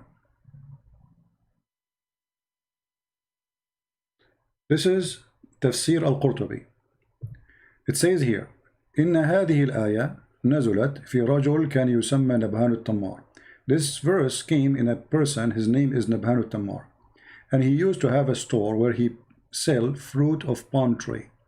A woman, she came to him, and by the way, her husband was doing jihad. He's a Muslim, fighting for Allah. To come and to buy from him fruits. He said to her, oh, inside the store, we have better than this. So she went inside, and then when she went inside, rawadaha. So he asked her to sleep with him. And then she refused and she left. This is here the story. And then he came to the Prophet, he said, let us see what happened. She refused what exactly? She refused to do intercourse, but he did with her everything. Read carefully. He came to the Prophet and he says, Ya Rasulullah, O Messenger of Allah, there is nothing a man does, I did not do, except intercourse. Which means with this woman. Muhammad, he said, oh, maybe her husband is doing jihad. And this ayah came. So Muhammad confirmed that Lamam is touching the woman. He did everything with her. He did everything with this woman except intercourse. Muhammad, he told him this is a small fault, no problem. She is married. Her husband is fighting for Muhammad, doing jihad. She is a Muslim. He's a Muslim. And what is the answer of Muhammad? Oh, don't worry. This is Lamam. And here it says, إن اللمم ما دون الوطء من القبلة والغمزة والنظرة والمضاجعة. Lamam is anything before do intercourse, like kissing, blinking, or like, you know, like touching her, like punching her in her bum or somewhere, or looking, or even laying together. So if you lay together with the woman, she is naked and you are naked, it's okay. This is lamam. Kissing is okay. This is lamam. Touching each other, this is lamam. Don't do intercourse, you are fine. This is religion. And here we go. This is Tafsir al-Qurtubi, as you see in the front of your eyes. I can give you the link actually. You can translate, but let me get you more, because this page is long. I will give you a shorter. Here we go. This is the official government website of the Kingdom of Saudi Arabia. Here we go. And this is the link you can use Google Translation to translate. This is what? The official government website of the Kingdom of Saudi Arabia.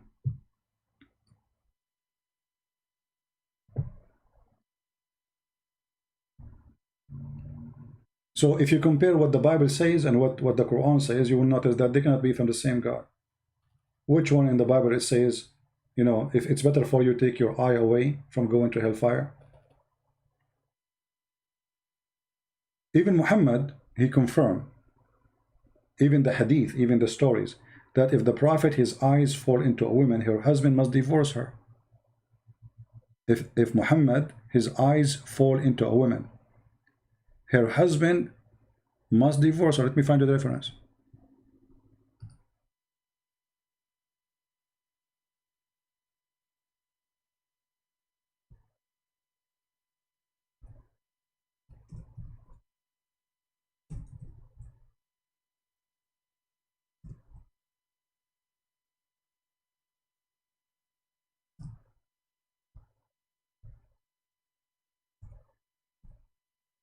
And look, we open our program today to show people that Muhammad have no prophecy, and no Muslim he come to us with the answer. Okay.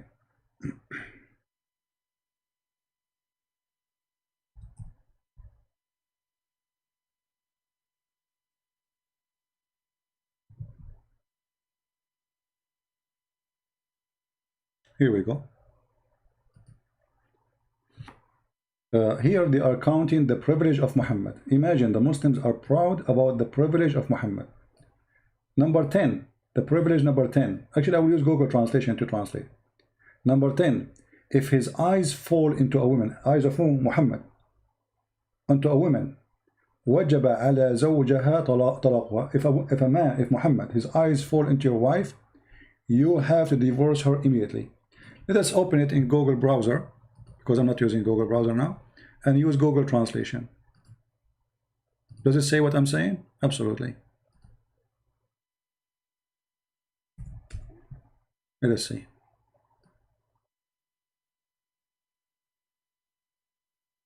All right. You know, Google Translation is not accurate, but you know, it helped.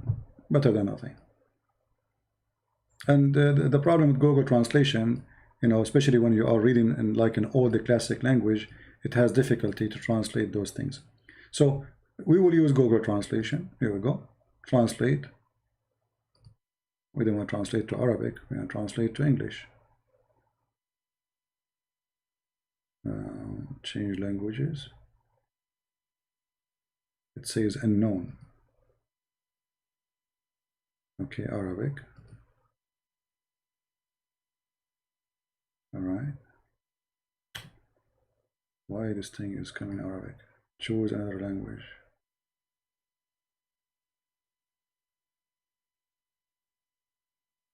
But it's not a change in the first one for me, which we need.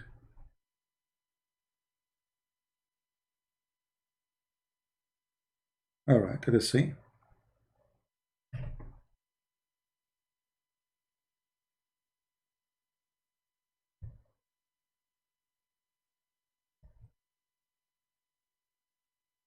You read carefully, guys? Read carefully. This is the Google Translation. They are counting the privilege of the Prophet. Most of it is about sex, and the rest about money. This is the privilege. You believe it? So look at this. The 10th privilege. If his eyes fall in a woman, her husband, he is obligated to divorce her. So the Prophet, he can if her, not marry her. Do you see it? This is a privilege of a Prophet? Are we making things up? This is the official government website of the Kingdom of Saudi Arabia. And this is the book of Al-Qurtubi. Interpretation, as you see in the front of your eyes. Chapter of Al-Ahzab, verse number 50. The Prophet have 16 privilege, and most of them is about his private part and about his pocket.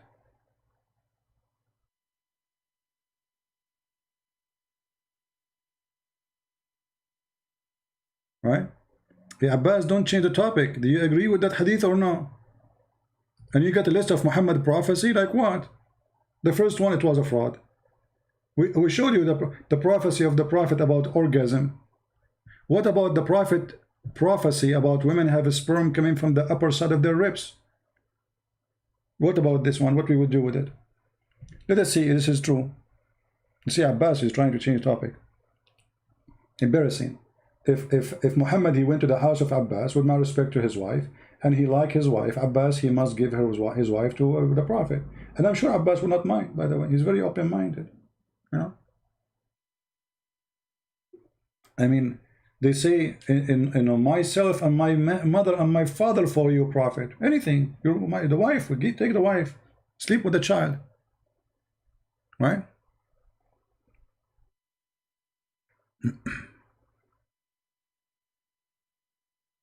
The video of Adnan Rashid. You see, when a kid like Adnan Rashid, he make a statement. How many times I get him busted, this idiot. He will never dare to call me. About tall building. First of all, the Arab have tall building before Muhammad was exist. Go to Yemen and see their buildings. Secondly, if you read the hadith, you will see that the hadith itself exposed Muhammad to be a fraud. Me, Abbas, when I talk about it, Abbas, do you want to talk about the tall building? Guys, Abbas want to tell us a prophecy of the Prophet. Hold on, let us call Abbas, just for fun. But I hope he want to do the same. I mean, repeat the same question 1 million times.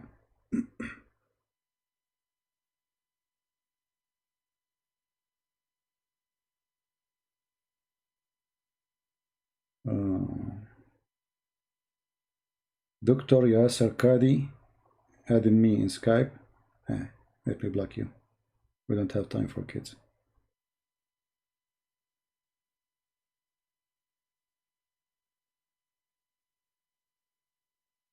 Mahdi, where is Alicia? Okay, Alicia, let us call Alicia. Alicia, she have for us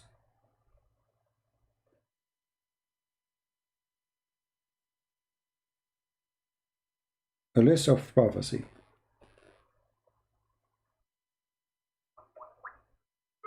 Let us see what Alicia she want.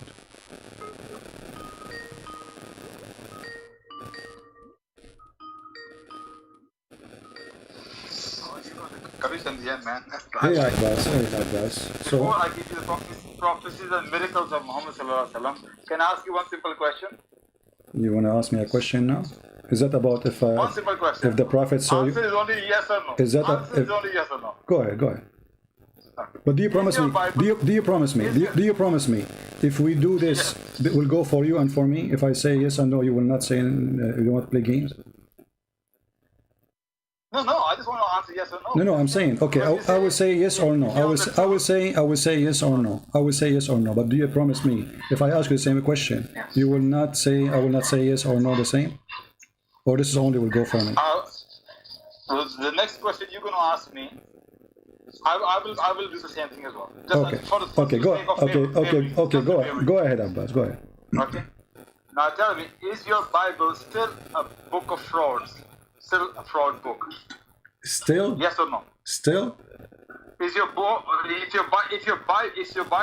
is still a book of frauds, a fraudulent book? Well, never was to be. That's a false. No.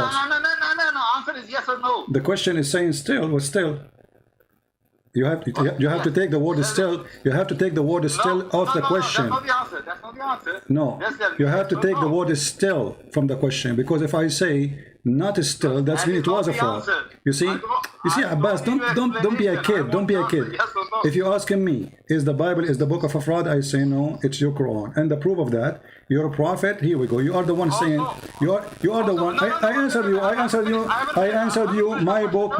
No, my book is not the book of a fraud. And let me get you busted. Is it your prophet? No. Is it your prophet? I'm not changing your question. We are on the topic. I am not changing your question. Is it your prophet who took an oath? Is it your prophet who took an oath in my book? Shame on you. First of all, shame on you to say that my book is a book of a fraud when your prophet he took an oath in it. Did he? CP, that's not the answer. Answer is yes or no. This is the answer. The answer, my book never was a book of fraud. Hey, I'll give you the answer. Never was the book of a fraud. Answer is yes or no. Never was the book of a fraud. No, you need. You see, you are a coward. You are a coward. You are adding the word still. So if I say no, it's not. So you are going to say, oh, so it was a book of a fraud before. Now it's not. By adding the word still. It's a very stupid. You are just a kid, Abbas. Did you a prophet? Okay, did you a prophet? I answered you. I gave you an answer. I said no. My book. Shut up. My book never was a book of a fraud. Now, did your prophet swear by it? You didn't give me the answer. So I gave you. It was only yes or no. Did your prophet swear by the book which you call a fraud? Yes or no? Did your prophet swear by the book you call a fraud? If yes, that means he's a fraud. Thank you. Go ahead. How you answer this? No, he didn't. He did. No, he didn't. He did. The hadith in front of you. Here we go. No. The Hadith hadith. is Hassan. It's not authentic. The hadith. Oh, Hassan is not good now. What Hassan mean? No, Hassan Okay, is doubtful. one of the grandsons of your prophet, his name is Hassan. What Hassan mean? No, when it comes to hadith, Stupid answer. What the word Hassan mean? The name of the grandson of your prophet, his name is Hassan. What Hassan mean? Hassan in the name. What's mean? What do you mean? Okay, what Hassan? Why do they call him Hassan? What does that mean? Good, isn't it? It's good. It's good? Hassan is good. Yeah. Okay, so what's the problem now? Guys, it's good. The hadith is good. So what's the problem? I'm telling you the problem. What? It's good, but it's not authentic when it comes to hadith. How you call it good? How you call it good, but it's not authentic, you idiot? Okay, tell. So if it's not authentic, Abdul, just to show you how stupid you are. So you call it good, but it's not authentic? So you Muslims, you call something good, but it's not good. That's where the charlatans like you came and played with the words. Abdul, So Hassan is a rank of authentic hadith, you liar. Hassan is a rank of the authentic hadith. Mr. Scholar, tell me one thing. Why it's not authentic? Why is Hassan? What is missing? Okay, can you show me one scholar he said this hadith is not authentic? Challenge to you. No, the book, open the book of hadith. It says Hassan. Okay, can you show me? Okay, it says Hassan, and I ask you what Hassan mean. You said it's good. You are the one who said to me it's mean good. So the scholar they say it's a good hadith, which means there's no problem with it. Why it's not authentic? So how it's not authentic? Abbas, just get lost, Abbas. I want an adult to talk to me. What we got is just a kid. Look how stupid they are. I mean, the hadith is good but not authentic. So how you call it good? How you describe it as good if there's no proof of it? Because if it's not authentic, it's mean nothing good about it. You go to Abbas, you ask him, is this pizza you are delivering good? He say yes, but it's not authentic. It's not made by pizza, it's made by poo-poo. Do you see how they are? I mean, right away when they accuse us with something, they accuse their prophet. If this book is a book of a fraud, how this idiot Muhammad, he says, okay, bring the Torah for me. And then he took the Torah and he put it in the top of a cushion. And he says, I believe in thee and the one who revealed thee. And then they say to me, oh, this is not authentic. It says good. What Hassan mean? He says good. It's not me who said the word good, which make it more horrible.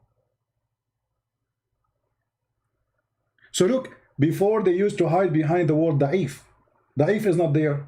So now we play behind the word Hassan. Hassan is good. Good is bad in Islam. When Muslim, brother and sister, when we Muslim we say it's good, it means bad. It's like a secret code between us, brother. It says good. It's bad now. In the top of that, who is the one who said this is rejected? Nobody. In the top of that, isn't it the Quran confirmed that the Bible never been changed? And there's tons of verses. مصدقا لما معهم مصدقا لما بين يديهم. Look how many verses confirm. وآمنوا بما which Allah has sent to you مصدقا لما معكم. What is what معكم? To what is with you. Believing in what is with you. Do you read it? This is the stupid Quran. And believe in what I revealed, confirming what is with you. What is what? With you. So the Quran, are you going to say this is da'if? He confirmed what is with them. What is with them? The Torah and the Gospel.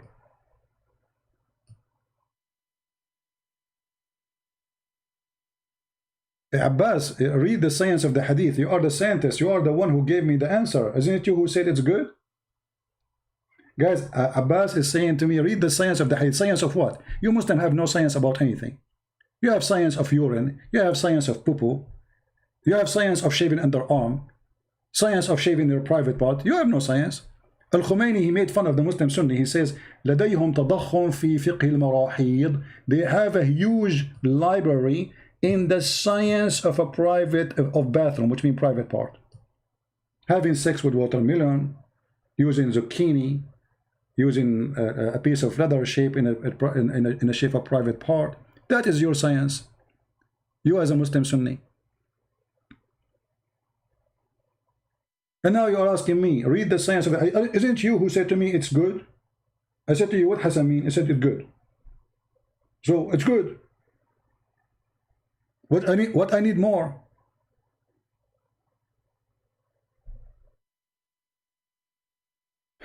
Farah, is he a Muslim? Only Muslims we will take.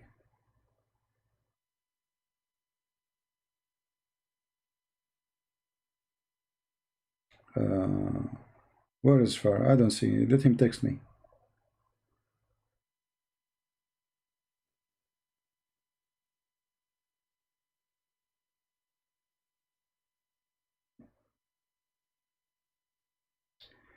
He will prove that Christianity is not the sole way. This is a guy from Pakistan. Let us see this guy.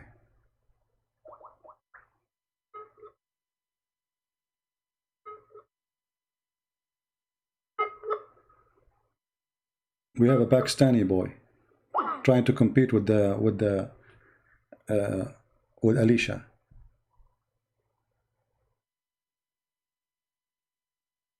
Will I answer you? You see that your question, yes or no? You see, Abbas, you are just a kid. Will you say, is your book still a fraud or not? So if I say no, you will say, oh, so it's not still a fraud? So it was a fraud. I mean, very cheap of you. Abbas is like those women you see them in London's, you know, and they are wearing short skirt and they have a bottle of wine in their hand and they are inviting customers. This is how silly you are. When I say silly, I say to you yes or no. I say the hadith says in the day of Badr. I don't say you're a prophet. Okay, Abbas, I'm going to ask you a question. Is your Quran still a fraud or not a fraud anymore? Yes or no? You see how silly you are? Stupid. I mean, you have a lack of... I feel sorry for your wife, by the way. I'm sure you are not the one who do shopping for the house. Because she sent you to buy zucchini, you will bring a cucumber. You don't know the difference. Supposedly he's being smart, you know. Is your Bible still a fraud or not a fraud? Still fraud or not a fraud? So in either way, that means it's fraud. So how this question will be yes or no? Because whatever you say, it's mean you are agreeing. Very dirty trick from a stupid idiot. You're just a kid. You're like just a guy, you know, who have like his gum in his mouth and he's taking it out, like, you know. Take the gum out of your mouth. Speak like a man. Where is this guy from Pakistan? I am a Muslim. Yahya Abbas. This guy, he is your daddy.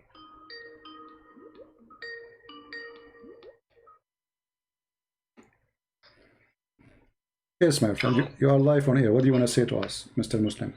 Hello? Yes, Mr. Abbas, what do you want to say to us? Hey, how you doing, man? I'm a big fan. You said you are a Muslim. I just want to say, hello, can you hear me? Are you a Muslim or not? Sorry, I'm having a hard time hearing you. Hold on, wait, I'm going to change my mic. Are you a Muslim or not? Hold on, let me turn on speaker. Okay. I'm saying, are you a Muslim or not? Yes, I'm on speaker now. How you doing? No, this is not a question. I'm asking you, are you a Muslim? Are you a Muslim? Oh, yes. So how you say to me, how you say you are a fan? Because I actually, to answer that question, I was a born Muslim, but over these past couple of weeks, listening to your program, listening to David Wood's YouTube channel videos, listening to Hatun Tash, Dr. J. I've been doing a lot of research, man, and I am now starting to realize that I've been brainwashed my whole life. I've been taught. See, I'm a Somali boy, so my culture, my people, you know, the religion of Islam was throughout history was imposed on my people. So a lot of my people, they don't understand what the background of this religion really is and what it stands for. Today, actually, I was listening to one of your videos, and I was watching Al-Uzza, Manat, and Alat, the three goddesses that originated. And that's very interesting because that really makes sense on why the Islamic symbol is a moon, you know? I've always wondered that, but nobody answered that question growing up. So I'm a fan because from this moment on, I wanted to let you know on your show, I am not a Muslim. All right.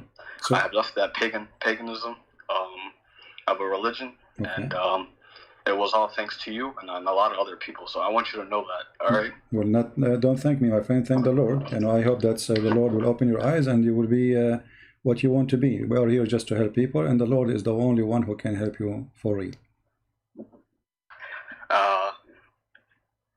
Do you so now you left Islam, but what about you want to be a Christian? What do you think about Christianity? For me, I understand that there's only one Lord and there's only one truth, and everyone can say whatever they want, but that's what I believe. And for me today, I want to follow the true God, the Most High God. Okay, which is one? Which is that? Is that Christ, the Messiah, or someone else? That is Christ. Okay, I'm into that. Christian Christ. So you accept Christ to be your savior? Yep, I accept Jesus Christ as my Savior. I'm into that. My Lord. I'm happy for you. From this day on, I believe in His death, resurrection, and His deity. So. All right. What about your family, my friend? What about your family? Jesus. My family. Yeah. Are they still Muslims? My family are still Muslims. Yes. Are you trying to explain to them? I mean, did you start or not yet to explain to them that Islam is false? I haven't spoken to my family yet, but I am planning on speaking to my mother. She's the religious one in the family. All right. So, for me, in our house, I grew up without a father, so I'm not really close with my dad. He's also a Muslim. All right. But my mom, my mother, my brothers, I feel so bad because they're asleep to what they're actually worshiping. They don't really understand what it is, and I don't want to say that my family's ignorant, but in this case they are. In terms of what they're following, they don't really know that. Do your mother speak English? A couple of months ago went to. Yeah. Do your mother speak English? Yeah, my mother speaking. I'm from America. So yeah. Why you don't let her watch my videos then? Like share with her my videos. Maybe she, You see, my mother is she's not really that advanced in the English language. She can understand maybe bits and parts. Oh, okay. But she doesn't. Her native language is Somali, and that's what she can read and write. Well, maybe then this is where you need to be involved, to explain to her slowly. Show her like mistakes in the Quran, stupid things in the teaching of Muhammad, and then slowly she will leave. Yeah. Step by step. Yeah, but my family, man, it's they're very, very religious, and I know I'm already expecting the fact that they're gonna. I live on my own right now. I prepared for these upcoming moments. I moved out of my house a couple of months ago, so that way I don't get thrown out. Once they understand that I'm not practicing, Islam anymore. So I'm doing little by little. So I'm still doing my research. I'm still gathering up information, and that's the goal. My goal is to bring my family out of the pit that is Islam. Mm-hmm. I just I'm just hoping and praying to God that He allows me to live as long as that needs to be done. So that's my goal right now. But I'm happy for you, my friend. Basically, if I can help you you, know that you've been an influence. So you being Arab and being from that part of the world, I just want you to know that the information that you put on your channels is very, very, very exclusive. Not a lot of people understand the cultural aspect of Islam and the origins. That's stuff that I've been researching and digging through your information that I've been receiving. So I want to thank you for that. You're welcome, my friend. I'm happy for you. And if there is anything I can help with, like questions, Muslims say something to you, trying to bring you back to the cult of Islam. And by the way, I feel sorry for you because now you will not get the versions. Do you know that? No? Yeah, I mean, you will not even get a single version now. I'm sorry for you. Not a single version. But that's nonsense, man. That's nonsense. And there's no way that I'm gonna be going back. For me, I've never really been religious.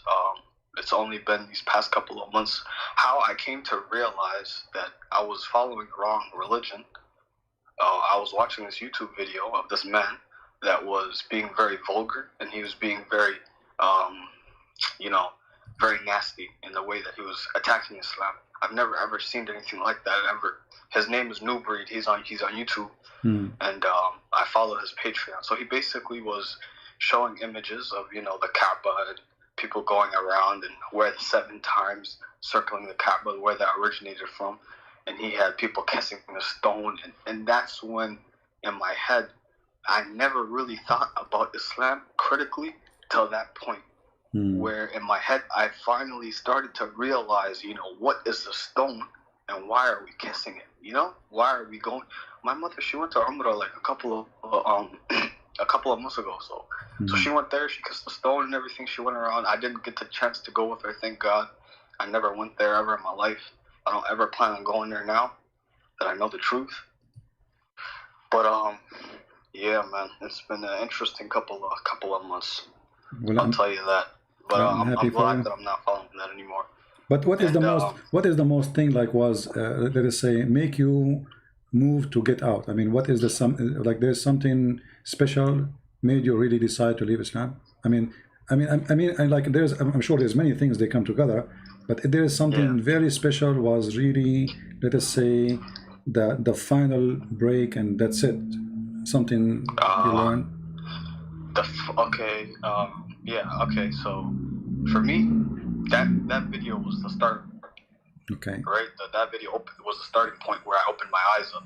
So from that point, before that, I never critically thought about Islam. I never criticized it because it was taboo. The Islam. Yeah. That means you're weak in faith if you question your own. You know what I mean? So I never did that. But that was the first moment. The second big thing that changed my mind was the preservation of the Quran. That was a lie, big lie, big fat lie. The Quran, the Uthmanic Quran, we don't even have those manuscripts. But Mimi Hijab did not help you to stay in Islam, like he could not. My friend. I used to watch Muhammad Hijab videos. That's why it's so funny. He's a kadhab, and he's a big time deceiver. So I've came to realize that. What do you think? When you were a Muslim, and Muhammad Hijab, he made the video saying Christian Prince is a sexual predator because I was saying to Muslim women, suckle me. Did you see that part? Mimi Hijab did. Yeah, I saw that. So what do you think about that part? Because he cut my video, and the story is different. The woman, she was saying bad things about Jesus, dirty things, and then I said, well, it's your prophet who said that. So what do you think about such a fraud who changed the story to make it the opposite? Hey man, that's what he does, man. He's a hypocrite, and that's what I honestly think of the whole situation. Is he's hypocritical for that, and for them, they don't have any real basis, what I came to realize is the Muslims, especially even the scholars, by the way, Zakir Naik is one of the biggest fools I'm coming to realize right now, just going through his videos and stuff. You feel me? But Muhammad Hijab and those guys, man, they need to muster up some sort of argument in order to refute back, and they do it through deception, they do it through flipping your words, and they do it through changing the context in which they are referring to. They use many tactics, but it's very deceptive. And now even he did editing to the video of his teacher. Even his teacher, he did editing to his video. Who? Yasser Kadri is his sheikh. Always he interview him. He asked him what to do. Yeah, suddenly he said something, and the Muslims went crazy, and now they are editing his video, taking off what he said. They are ashamed of it, and now they are waging war on him. They will say, "We refute you." Exactly. Yeah, he took off. I saw how he took off the last 30 minutes of his interview, where they're and I found that clip on Yasser Khati's channel. Yeah. I found that on his channel, and that's when I started questioning the preservation of the Quran. That video made me realize. So we can say that Muhammad Hijab, he helped you to leave Islam in this way, because if he did not ask that question, and he insists, you notice, he want the answer, like the guy he was trying to avoid says we should not talk about this in public, but Mimi, he insisted. So you should be thankful for Muhammad Hijab to leave Islam, not me. Absolutely. Oh yeah, I saw that video too. Speaker's Corner, where he told everybody, let's leave after Hatun Tash and Dr. J were exposing them with the many different types of manuscripts of the Quran that they found. The different Qurans. Yeah, I saw that video too. Yeah, I saw that. Man, that they do a lot of that stuff. That's not surprising to me, for me. Yeah. But those were the main two reasons why I left. You could also say the character and the moral example of Muhammad. Man, there's not a person in the history of the world that has been lied about more than Muhammad. But Muhammad, he have a good character actually. He is very much like like the Pirate of the Caribbean, Jack Sparrow. Jack Sparrow.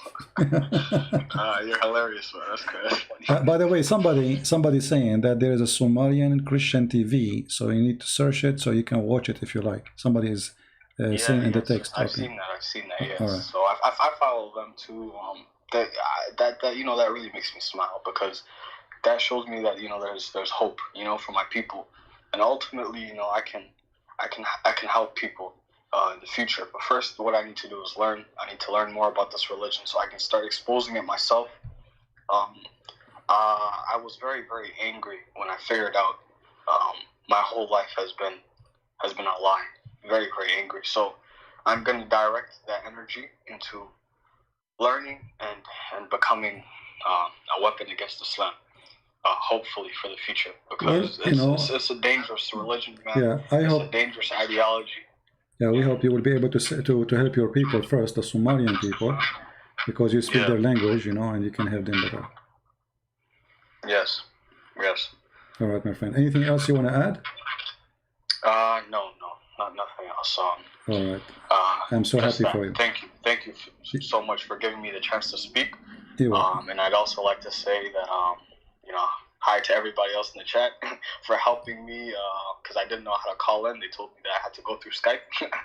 Well, next time don't use Skype. You need to send Jibril. He will squeeze me, and he will go back and squeeze you, and then we'll be connected. Because this is how Allah He connect with His people. He squeezed them.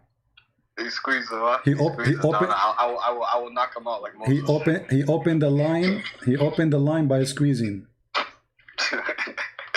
This is, by the way, I'll make sure to remember that next time. I'm surprised that the Muslim did not claim that 5G started by Jibril. He squeezed, because 5G squeezed you. Right, yeah. All right, my friend. Thank you for calling. God bless you, and God bless your family. Take care. For sure. God bless you too, man. Bye-bye. Thank you. All right.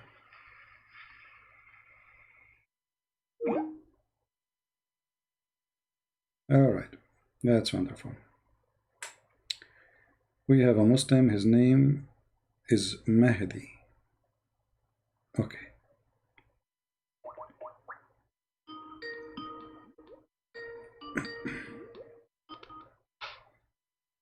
Hello? Allahu Akbar. Allahu Akbar. What does that mean? Allahu Akbar. What does that mean? God is the greatest. No, Akbar mean bigger. It means great or greater or greatest. No, here we go. The Quran. Allahu Akbar. Okay, here we go. The Quran in front of me. When Abraham, he saw the sun, he said, this is Akbar. So he called me just to say Allahu Akbar? Okay. Yes, Allahu Akbar. So what, okay, but how come how Abraham, he worshipped the sun and he called it Akbar? There's no God except the God. You are not answering why Abraham, the Muslims, he called the sun Akbar. Is it the name of the God of the sun? And Allah is the name of the God of the moon? CP. Huh? Why we try to avoid? Here we go. This is the Quran. You speak Arabic supposedly, I'm assuming. Chapter 6, verse number 78. It's not a hadith. It's not a hadith. فلما رأى الشمس بازغة قال هذا ربي هذا أكبر. I'm asking you. You are the one who started with Allah Akbar. Don't change topic. Why Abraham? He called the sun Akbar. The hadith you showed in Tirmidhi about the... My friend, don't change the topic. Don't change. We will go to the hadith. We will go to the hadith. We will go to the hadith. Why Abraham, when you call me, you did not even say anything except... No problem. Allahu Akbar. Allah is small. Allah is big. Okay, you made me fart. Now, why Abraham, he called Allah... Why Allah, he called the sun Akbar? Can you tell me? I don't care. Allahu Akbar. You don't care? Muhammad okay. is the messenger of the God. Okay, yes. Guys, Allahu Akbar. He don't care. Okay, we care. We are laughing. Akbar. We are laughing at you. Secondly, the hadith I showed you, it says what? What the hadith I showed you what? The hadith about the Byzantines, then when the English translation says, then the following verse was revealed, does not appear in the Arabic. It's not in the Arabic? Okay, let us read in Arabic. Is that okay? You are a liar. Where's the word thumma? You are a liar. Okay, let us see. Okay, we will see. Okay,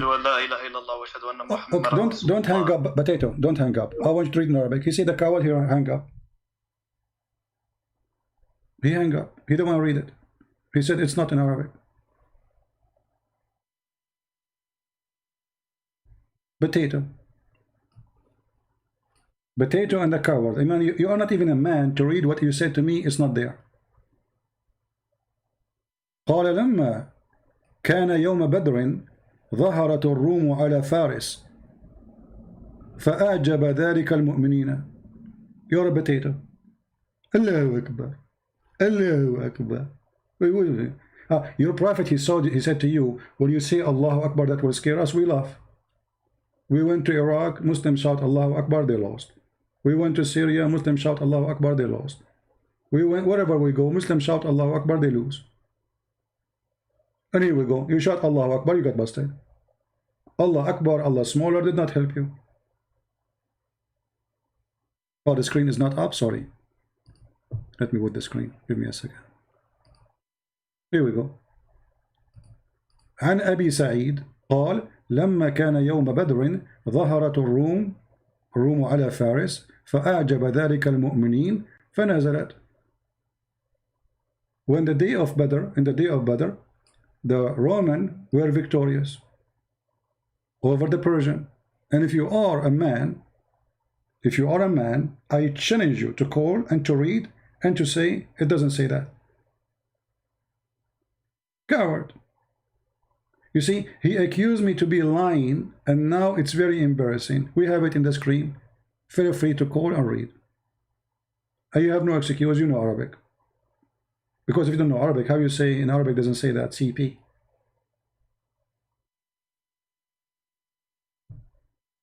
So, look what happened now. You said Allahu Akbar, we got you busted in two things. Allah is the name of the moon god. Akbar is the name of the sun god. Allah Akbar is the moon sun god. They merge together. Muhammad, Muslim, they believe in Tawheed. What Tawheed? Tawheed is unifying gods. Tawheed is not oneness of God, is unifying God. This is what Islam, religion of Tawheed. Tawheed is a word, mean unification.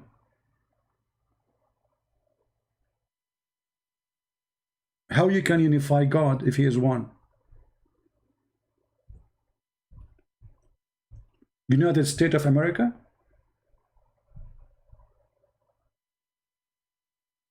Even the Muslim translation, they translate the word Tawheed as the unity of Allah. how you can make unity of Allah. Do you see it? This is your translation. Unity of Allah. If Allah is one, how you do unity of Allah? So what I will do now, I will call Akbar, I will call Allah, I will call his daughters, and we will agree to make unity. Please don't make a fight. Let us make a unity of Allah. Hang up. People are laughing at you.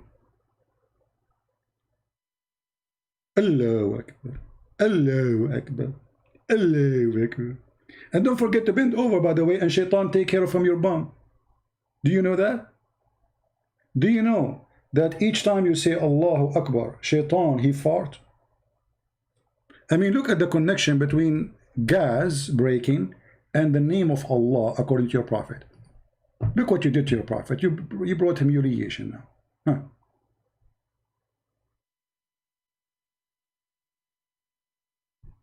Is that your prophet saying that each time you say Allahu Akbar, shaitan, he fart?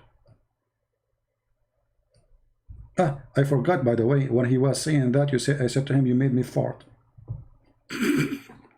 Read it carefully. When Satan, he heard the call of the prayer, he turned back and break wind. I mean, how the prophet, he knew that unless he is a prophet, man? That's deep. Look, this guy, he have a special sensation. He can hear and he can see the unseen, the fart of shaitan, which nobody can hear. Only the prophet can hear it. When Satan hear the call to prayer, Allahu Akbar, Allahu Akbar, what shaitan do? This is religion, this is a prophet. Allahu Akbar, Allahu Akbar. You sound like a fool. How in the world a man, he claimed to be a prophet of God, he says such a stupid statement? And this is why they didn't dare to talk to me. You see, any topic they open, it would spank them. Doesn't matter what they say. It doesn't matter what you talk about. This is a prophet of God. Imagine we have a Trump in TV. And there's 40, 50 million around the world, they are watching live. And then he said, Trump, he says, when Satan, he heard the call of Allah, Satan, he fought. How many people will die laughing at Trump?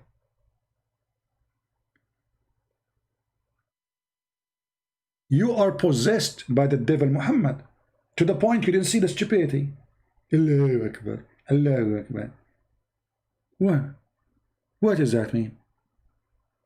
And Allah is Akbar from what? Allah comparing himself to what? To mosquito? God is comparing himself because Akbar in Arabic is, you know, like in English you say big and bigger.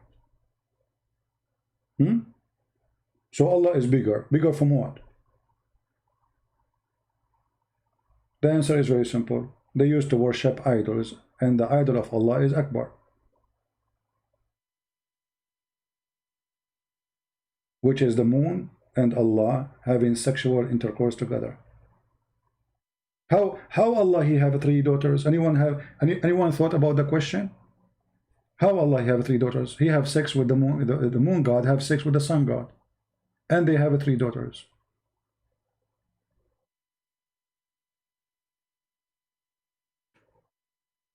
Did you ask yourself, the Arab, they were worshipping the daughters of Allah, where Allah got his daughters from? And the Arab always, they hated the Akbar, the sun god. Why? Because he bring distortion, drought, no rain, no water, grass die, animal die, heat. While the moon, when the moon come, the moon bring nice weather, relaxing light, you know, like not strong light.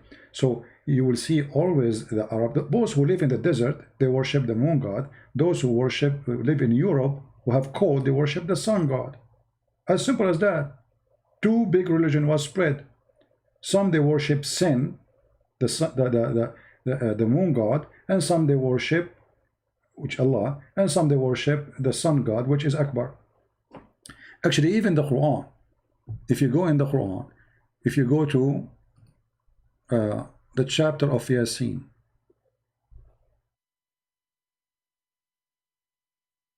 Yasin. Okay, what does that mean? What the heck is that?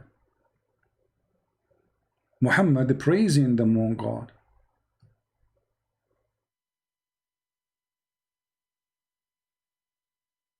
Let's read.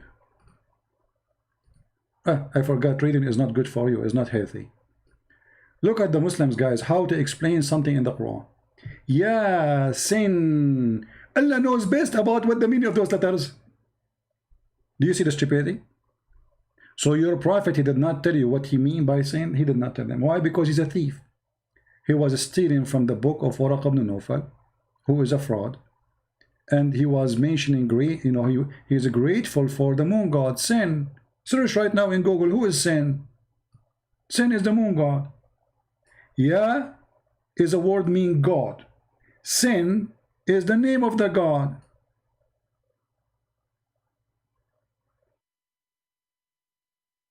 And this word, by the way, is Aramaic. So why Allah, who is speaking to you in Arabic, as the Quran says, he say Ya, Sin, and both of them, they are not Arabic. Neither Ya is Arabic, neither Sin is Arabic. So why they are there? He is quoting God's sin.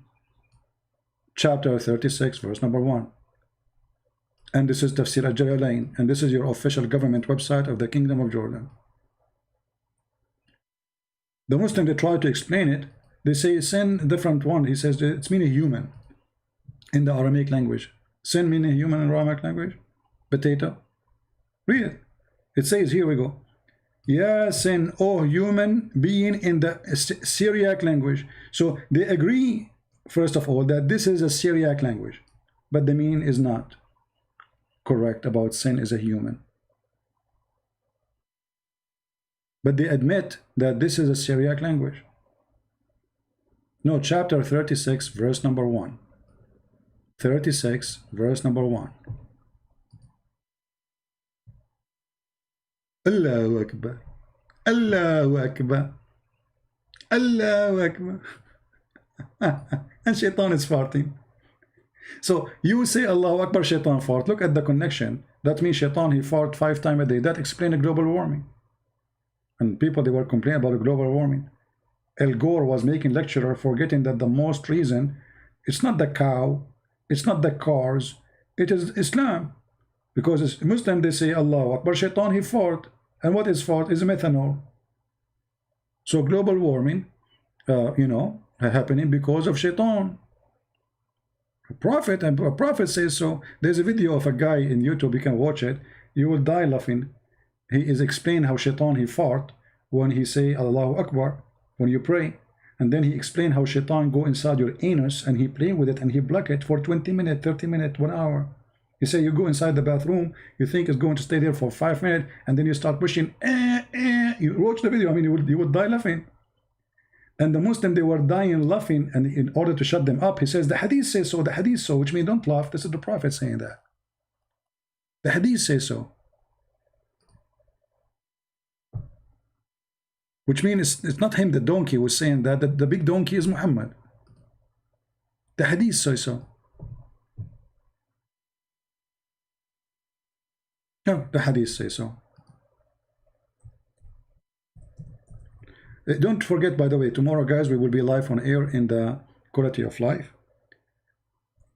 We have the link underneath of the video here. And if you copy my video, please share the Quality of Life link too, so people can subscribe to.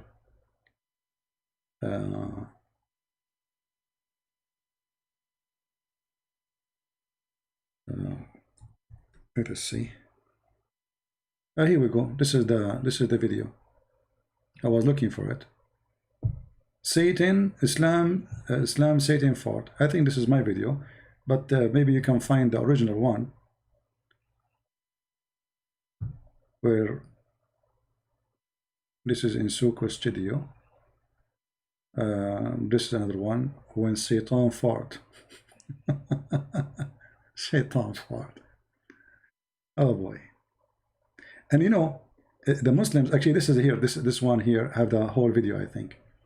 This guy explained to you how shaitan fought, which, by the way, proven to be scientifically true. I mean, it's obvious. I mean, we cannot prove, you know.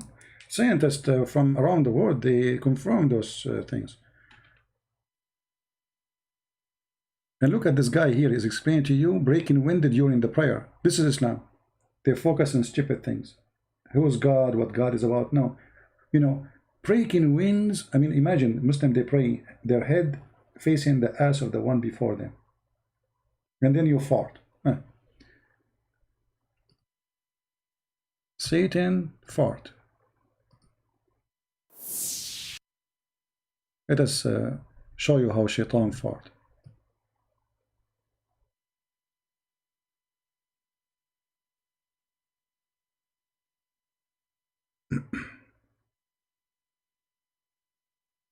Okay.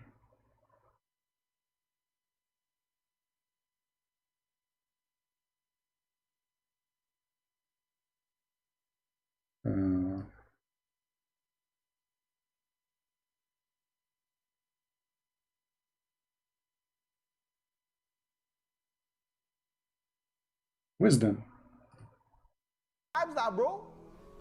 I'm gonna eat 3 times. I'm gonna go do my wudu. I'm gonna go and do my rakats. I'm gonna do my salat tawbah. I'm gonna say to Allah, you know, Allah, forgive me. And then I'm gonna say, you know what? Get the shaitan back again. Let me open the Quran. Let me read some Quran. Hey, man, that shaitan's probably kicking his legs on the ground by now.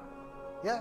Then get up and do the adhan or something. Then shaitan will, I tell you, I'll be honest, Hadith of Tirmidhi it says, yeah, when you give the adhan, the shaitan, he not only runs, but the hadith says, lahu durat. You know what durat is? What? Durat is... No way. Like, come on, are you serious? Brother? Do it again, brother. What is durat? You see, my Arabic is not good. Can you teach me, please, what is durat? What is that? What are you doing? This is what durat, shaitan, he do that? Man, that must be true. Brother? Science. He not only runs, but the hadith says, lahu durat. You know what durat is? No, we don't know. Durat is... Man. He runs, and as he's running, yeah, his fart comes out. Lahu durat. I'm not making this a hadith. See, the Muslims start laughing. He says, this is not making it up. This is hadith. The Prophet says so. The Prophet says so. I'm not making it up. Don't laugh at me. I am not the joker. It's Muhammad the joker. So that shaitan made me do sin? Get up. Yeah, just get up. Just give the adhan. Right? That shaitan, you're gonna make him leak some serious gas. You are going to make the shaitan leak serious gas. What is the guy? Allahu Akbar. My friend, let me say to you, Allahu Akbar again. Allahu Akbar. Shaitan, he leaks serious leak. And what is it? Gas? Do you think we can fix his radiator? What I say, stupidity is amazing. I mean it, you know. Yeah. Let us skip a little bit. Where he talk about you going to the bathroom. What the deen is about. See, now he is going to explain to you what Islam is about. What is the deen? Deen means religion. What the religion of Islam is about. Listen.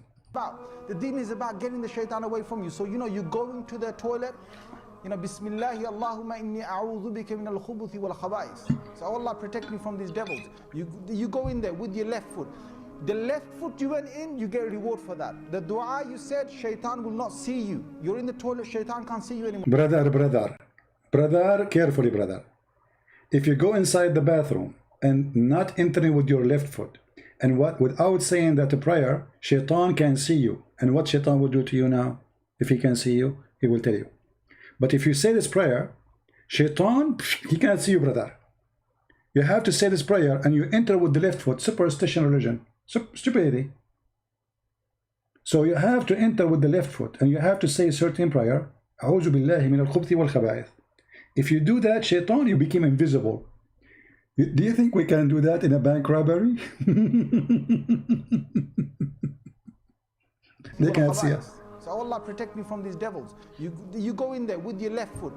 The left foot you went in, you get a reward for that. The dua you said, shaitan will not see you. You're in the toilet, shaitan can't see you anymore. That's in a hadith, right? If you don't say the dua, If you don't say the dua, what happens is the shaitan not only comes inside, but the hadith of Tirmidhi says he plays with your bowels. Oh boy.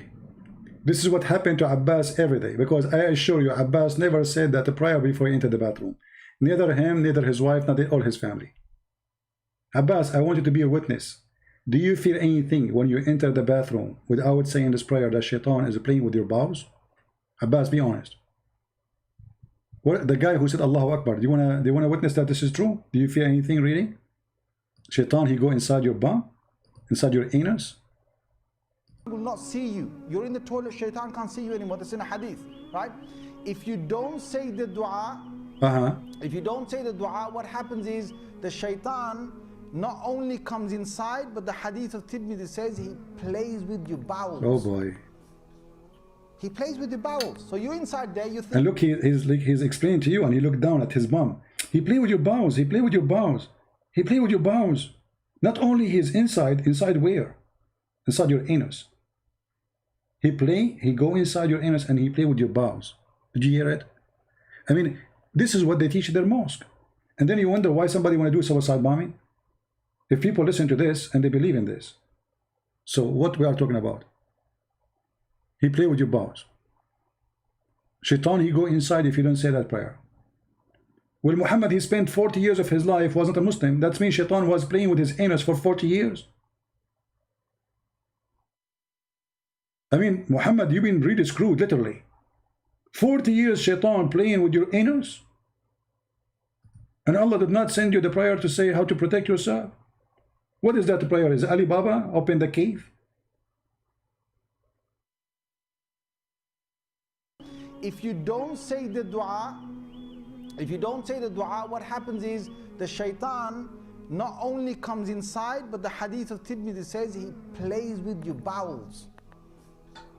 He plays with your bowels. So you're inside there, you're thinking you're going to be out there in 5 minutes. He's taking you 20 minutes and you're still not halfway there. You know why? Because shaitan is going, ooh, la la. See, the hadith told you, the hadith says to us. You see, they start laughing, going crazy. So he want to tell them, don't laugh. Don't be stupid. The hadith told you, the hadith says that the Prophet says so. Hello? The Prophet says so. It's not me, it's the stupid. It is Allah, Prophet, the stupid. Look at this. I mean, how in the world this can be considered a religion for a second? You know why? Because shaitan is going, ooh, la la. He plays with your bowels. So you're inside there, you're thinking you're going to be out there in 5 minutes. He's taking you 20 minutes and you're still not halfway there. You know why? Because shaitan is going, ooh, la la. See, the hadith told you, the hadith says to us, he plays with your bowels. Seriously? Yalla, he plays with your bowels. So you say the dua, Allah protects you. Right? You come out of the toilet, ghufranak, Allah forgive me. Even you have to say words after you get out of the toilet. Why? You have to say forgive me. Forgive me for what? For doing poo-poo?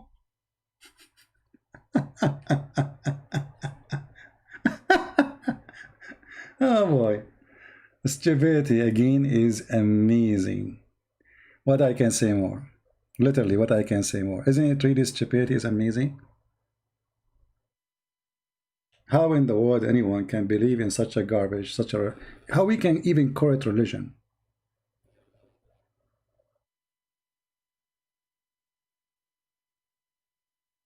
You know what I mean? Okay, we have an ex-Muslim. She have questions. Let's see what she want to say. The person whom you're trying to reach is currently... Okay, well, busy. All right. Hello? Hi, CP. How are you? Hello? Can you hear me? Yes, I hear you. Go ahead. Thank you so much for having me. You're welcome. So I had a question about, is Muhammad really a descendant from Bani Hashim? From Bani Hashim? I don't think so. I don't think Muhammad, you see, there is no proof that Muhammad is descendant to anyone.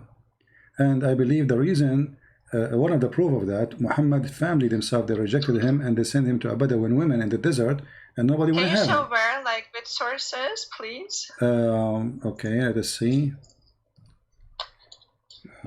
Let us see. I was so happy you like took my call. Oh, you're welcome. You know, but sometimes because we say Muslims only, Yeah, it's so unfair, seriously. well, you know, we have like other channel, the quality of life, and there we Yeah, take. but then you can't call about Islam. You're just sick and tired Yeah, of we Islam, don't. of Yeah, course. exactly. You don't want to talk about 24/7. Yeah, let us see where we can get you some reference.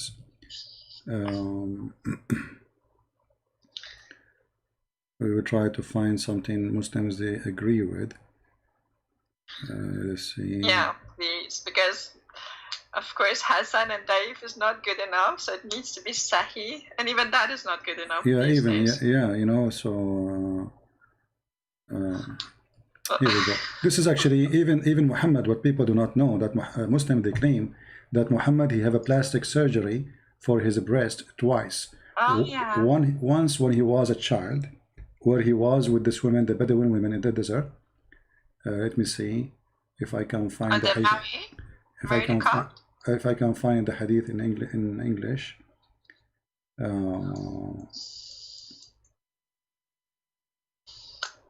Yeah, have you seen these little videos of you with cartoons, like where you just like are sort of like a man baby and you're lying?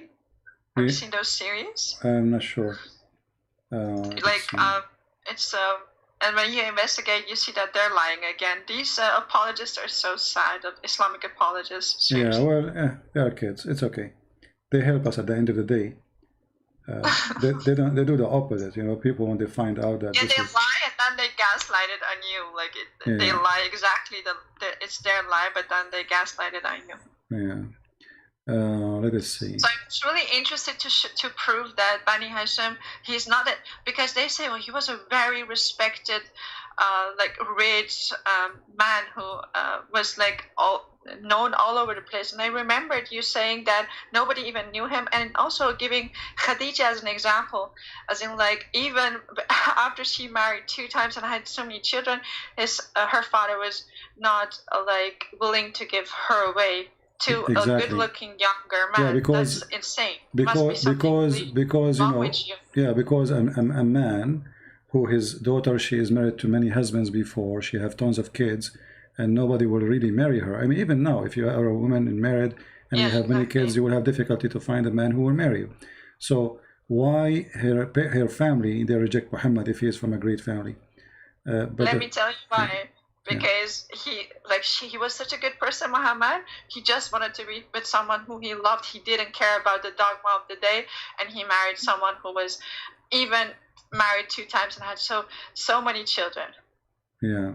He's such a great man. I mean, like the things that they say about it.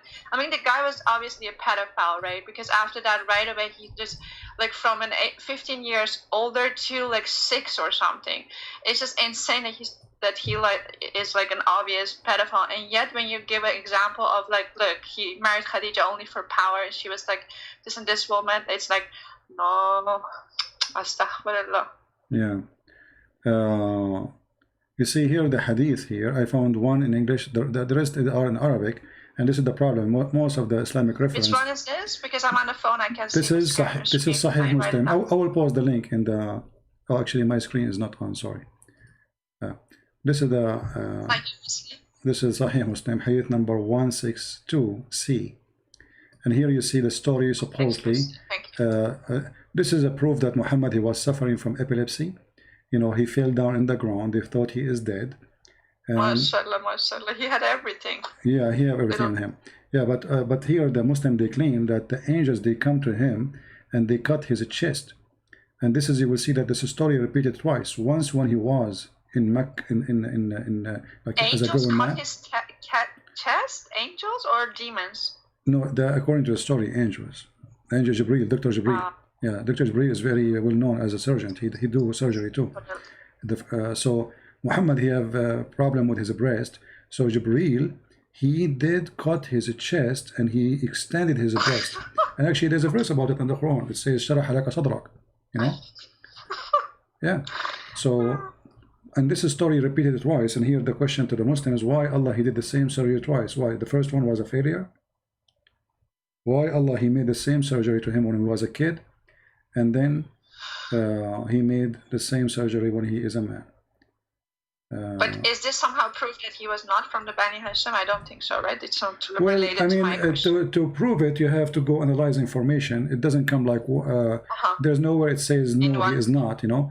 But there's like hadith says he is the same as a palm tree, which nobody knows how it came. Like a palm tree appears suddenly in the desert.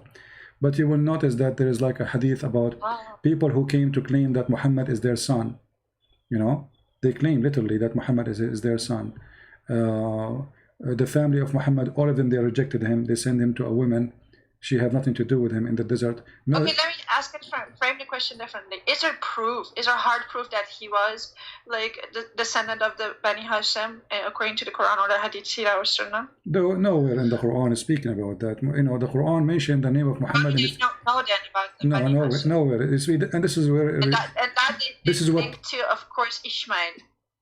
This is what makes it funny. How come the Quran mentioned that this is the son of this and this is the son of that, and then when it's come to Muhammad, it says nothing about him. Who is his father?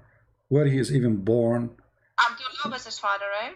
Yeah, but the Quran and he was dead no, 4 years before Abdullah is not his father. Abdullah is an Arabic word used for anyone who is unknown, slave of Allah. So if something happened and you saw somebody, a man doing something, let us say you are on the street, and they ask you what his name, you say Abdullah, which means anyone, slave of Allah, I don't know, you know. So slave of Allah, the name of the father of Muhammad, proving two things. It cannot be the name of Muhammad's father because Muhammad's father will go to hell. So how he is a slave of Allah yet he will go to hell? Number two, all the sons of the grandfather of Muhammad, they have names of the idols of Quraysh. Muslim, they claim that the family of Muhammad, they are like the grandfather, he was Hanif, but this is a lie. All of us, we knew that from his children's Abdul Uzza, Abdul Manaf, Abdul Manat, etc., all the names, they are the slaves of the idols around the Kaaba. So if you say that Muhammad's father, his name is Abdullah, that means Abdullah was one of the idols, or Allah was one of the idols around the Kaaba too. Or you have to explain to me how Allah became with those. And what is the proof that Abdullah really was the father of Muhammad? There's no proof. Even their book says that Abdullah and his father, they have sexual intercourse with two women in the same time. So then how? Yeah, I mean, it's supposedly marriage. So which means the same night, like they get married together in the same night. But it's like, you know, Arab marriage. So how then Muhammad, he is born 4 years after his father's death, if his father is Abdullah? You know? Like that just defies like the world how it works. But then the ones who are this deeply hypnotized with this thing, they will say, so what? So what? Don't you believe in miracles? Those are miracles. No, actually the Muslims believe that a Muslim woman, she can carry a child from a husband up to 10 years. Let us see if I can find you the reference. We showed it before, and all of this is just to cover how Muhammad's story happened. Let us see. We can use Google Translation to show what Muslims believe, and you will see how hilarious it is. Okay, let's open this page here. Okay, this is. I have so many I will put it in the screen so everybody can see. This is Islam Su'al and Jawab, run by Sheikh Saleh Al-Munjid, very well-known famous sheikh from Saudi Arabia. It says here, the title, what is the longest period of a woman to be pregnant, you know, to carry a child? Translation from Arabic to English. Let us see. And then you will see the hilarious answer. Yeah, the longest period of women to be pregnant. You see it? So here, if you go down and read the answer, you will see the following. First, second, here they give you the opinion, because Muslims, they have many sects. So depend in the sect, but all of them, they agree together that women, she can really, the normal thing is like 9 months, then 2 years, then 3 years. Look here, 2 years in the doctrine of the tap, this translation, which is not really good translation. 1 year according to etc. Muhammad ibn Abdullah al-Hakam. Then he says 3 years, which is saying of Layth ibn Sa'd. And then 4 years, which is the doctrine of Sufi. Mimi Hijab is a Sufi, by the way. So according to Mumi Hijab, his wife, she can deliver a child 4 years after he divorced her. He's a Sufi. No? And the Hanbali too, they have the same, you know. And the Maliki, this is the Islamic sect are four, and those are 3 of them. They agree with the 4 years, and they can go more. Here it says 5 years according to Imam Malik, the Maliki sect. They believe woman, she can have a child 5 years after 5 years after the divorce or her husband pass away. 6 years according to Az-Zuhri and Malik. And then he says 7 years according to Sa'd Rabia. And then it says, and this is the same version of Az-Zuhri and Malik. And then it says, and they really believe this. I thought they thought it was and miracles. There's no they limit. believe that this could actually biologically come to be. Well, this is what this is the religion. That's it. You cannot debate it. This is what they believe. And then even some of them, they say there's no limit, which means a woman, her husband maybe died 40 years ago. After 4 years ago, you know, she delivered a child, if this is possible physically, and she will claim that this is from her son. Actually, there's a woman in Somalia. They were going to practice Sharia law on her, and then the lawyer, he showed them the reference that a woman. So what? Because they took her to court. Because 2 years after her husband passed away, she delivered a child. So obviously she is doing illegal relation, you know. So they took her to the court, and then the lawyer, he showed them that according to Islam, a woman, she can deliver after 7 years. There's no proof that she is committing adultery. Use a purpose, then you know. So, if you define so he saved her. He the laws of nature. You can maybe use it in court. Yeah, that's the only place you can maybe abuse it. So he saved her from being stoned to death. Because Islam teaches women she can be even don't limit. There's no limit in some opinion. There's no limit. When woman she can, you know, there's no limit. She could be pregnant for 100 years. Yeah. Well, Subhanallah. All right, my dear sister. I learned a lot. Okay, thank you so much. I have a million questions, but you have other stuff to answer. But thank you so much for answering my question. Thank you very much. Take care. Bye bye. God bless you. Bye bye. Yeah, actually, I got to go soon. My room here is getting so hot, and I'm not putting the fan on me, so the fan will not hit the microphone. But I'm literally sweating. You know, I'm burning, very hot. We don't have the luxury. Anyway. So, as you see, guys, when we change Muslims to show us something real about the religion, there's nothing. It's an empty cult, stupid cult. Shaitan farting, Shaitan take care from your anus. I mean, imagine what kind of a prophet he says, Shaitan, he take care from your anus when you pray. I mean, what is that? Based on this, Abbas, he have no hair in his anus. Abbas, take a selfie for us. If Shaitan, he take hair from Abbas each time he pray, either Abbas, he is not praying, and that means he's a kafir, or Abbas is praying and should have no hair there. No hair. Because Abbas, not only he put his foot in his bum, in the bum of the believer, and he pull it out, and he will not stop until he make you fart, and he hear it and he smell it. This is what the Prophet said. Prophet of farting. Peace upon him. I mean, Muhammad, he have a specialty. You can tell his specialty is about farting. He have a lot of a specialty, a lot of skills, we have to admit. If Muhammad was exist today, we will open the university of farting and hair taken from your anus. I mean, this Shaitan is really evil. Why he's doing this to the Muslims? And those things happen only to the Muslims. We Christians, Shaitan don't take care from our, you know. So I say to Muslims, save yourself, my friend. Save your ass. Literally. All right, guys. Don't forget to download the video. It's going to take maybe 30 minutes before YouTube process it. Download it immediately after that. And in order always to be updated, like you might say, okay, where is the video? It's gone. The video you made yesterday. Subscribe to the channels. There's many channels. They have a huge subscribers. Even some of them maybe more than me. You can subscribe to their channels for they download my videos always. This way you support them. In the same time, you get the videos. And don't forget, tomorrow we will be in the quality of life. We will be live, and all Christians are welcome to call. The quality of life is an account where we use it only to speak about topic have nothing to do with the garbage of Muhammad. No Islam there, period. So the link is down in the info. Click in it, open it, subscribe to the other channel, and join us tomorrow. And we have a special topic there to talk about.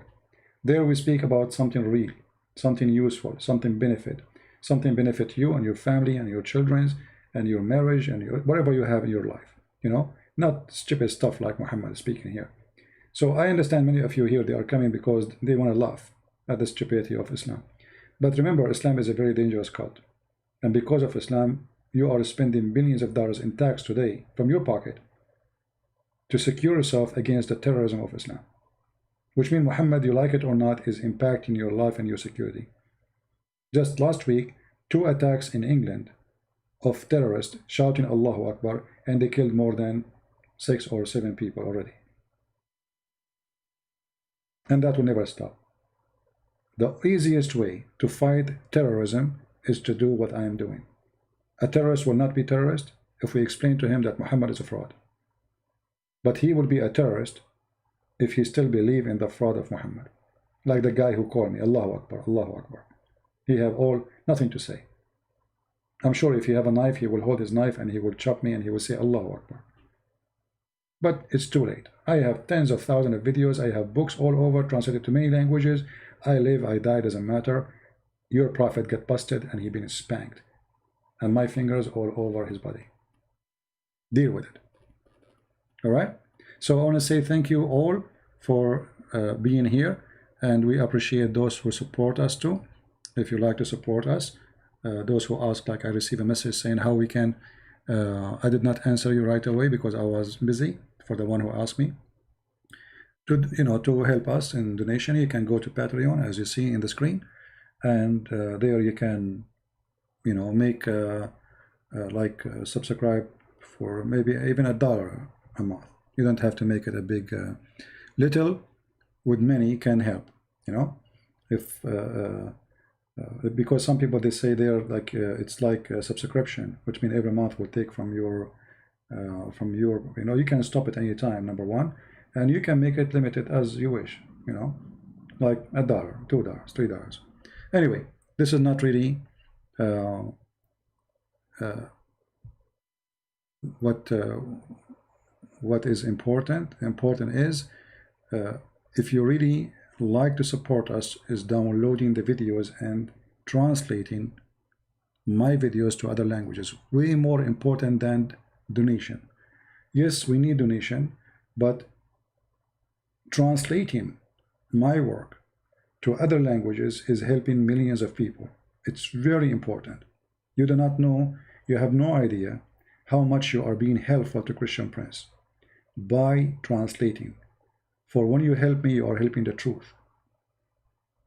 I appreciate all those people who translated my books to many languages, and all of them, they did not get a penny, for free.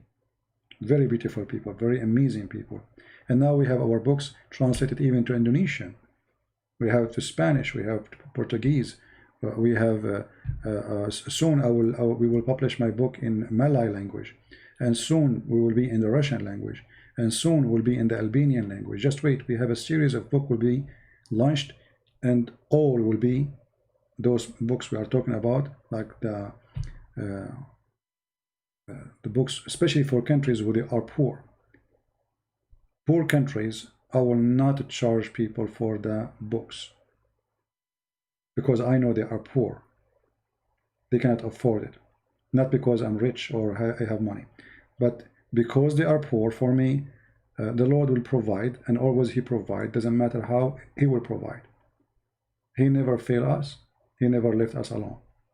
So I will release a couple of books. I'm just busy right now with many things, and they will be for free in many languages for the poor around the world, so they can get and read and learn the truth about the garbage of Islam and the cult of Muhammad. And we pray that more people, they will help us to volunteer to translate so we can expose this cult. Like I wish we can get somebody translate to Chinese, Korean, you know, other languages. There's many languages we never heard of, right? So language is very important. Me myself, I don't speak English right now. With my funny English, I was able to do a lot of work serving the Lord. Thank the Lord for that. But if you don't have language, then how you can communicate? How people will know? And by Muslims translating their stories into the languages of others, fabricating the translation, that is not helping either, because it's a fabricated translation. So translation information shared by us is very important. And as you see, we show the Muslims, the hadith says that the revelation about the verse of the Roman revealed after the victory of the Romans, still they don't accept it. I mean, we are showing even their own translation, right? So we do not need customs these days, my friend. And no, Indonesians are poor. The major population are poor people. Maybe there's some people in Indonesia, they are wealthy. This is happening everywhere, but the major population of Indonesia, they are poor people. You know, there's a lot of poor ladies work in Saudi Arabia as maid. Number one source for maid in Saudi Arabia is Indonesia. And people will not do such a job, go into Saudi Arabia and get raped and killed unless they are very poor and desperate for a job. So don't tell me they are not poor. They are poor. And nothing wrong with being poor, by the way. Don't think when I say poor is an insult. The Lord, he says, bless those the poor. God, he blessed the poor. The poor are more close to heaven. What's wrong with being poor? So don't think when I say poor, I mean something bad. It is for the being poor. Always poor people are more loving people. You go to a poor person's house, he open his house for you, he will serve you anything he have. You go to someone is rich, he don't open the door. What do you want? Who are you? He's scared, terrified. What do you want? For sure, not all the rich people are the same, right? I'm not saying all the people are the same, but it's reality. You go to, you know, I went like to many countries around the world. They don't even have a door in their house. They see somebody is a foreign person, they welcome him, welcome, get in. You know, I mean, they have nothing actually. Those they are really, they have nothing. They have nothing even to sit on. If you see how they welcome you, you will not believe it. You go to somebody rich, he have a villa, he have security cameras, you knock the door, what do you want? Why you are here? They investigate you. Nobody opened the door for you.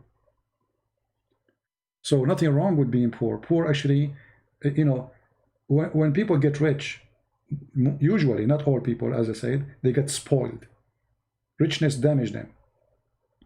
They became away from God, away from reality, away from that we are not going to take anything with us. So they became so much attached to that Jesus said in the Bible that the heart of the man is where his treasure is. Where is your treasure? If the treasure is money, this is where your heart is. If your treasure is God, it's with God. The poor guy, he don't have a treasure of money. He have his heart. He have his welcoming, he have his smile. And even with his little treasure, which is nothing, maybe a piece of bread, still he will share it with you. And he will be happy to do so. Right? So, it's very important to help the poor. For the poor, they deserve our help. And the Lord himself, he was not walking between noble people. You know, the one who was the disciple of Jesus, they are fishermen. Paul, he used to make tents. You know, he quit what he was doing and he became a tent maker. Fishermen, people do farming. Those are the disciple of Jesus. They are not from noble or first class society. They are normal people, poor people, and they give everything they have for the sake of the Lord. So I want to say thank you for all for being here. And remember always, people, they throw rocks at you for you have fruits in your tree. So when they call you liar, etc., they cannot yet prove it, but they will call you the names, for simply they are upset from the fruits you have in your tree. So I pray the Lord will bless your fruits, bless your family, and give you more glory to you and your family, keep you in health and wealth. Thank you. God bless. And again, I will delete the videos maybe in a few hours from now, maybe by the end of the night. And enter tomorrow in the quality of life. We will be there. Until then, Christ is Lord, Islam is false. And see you soon. Take care. Bye-bye.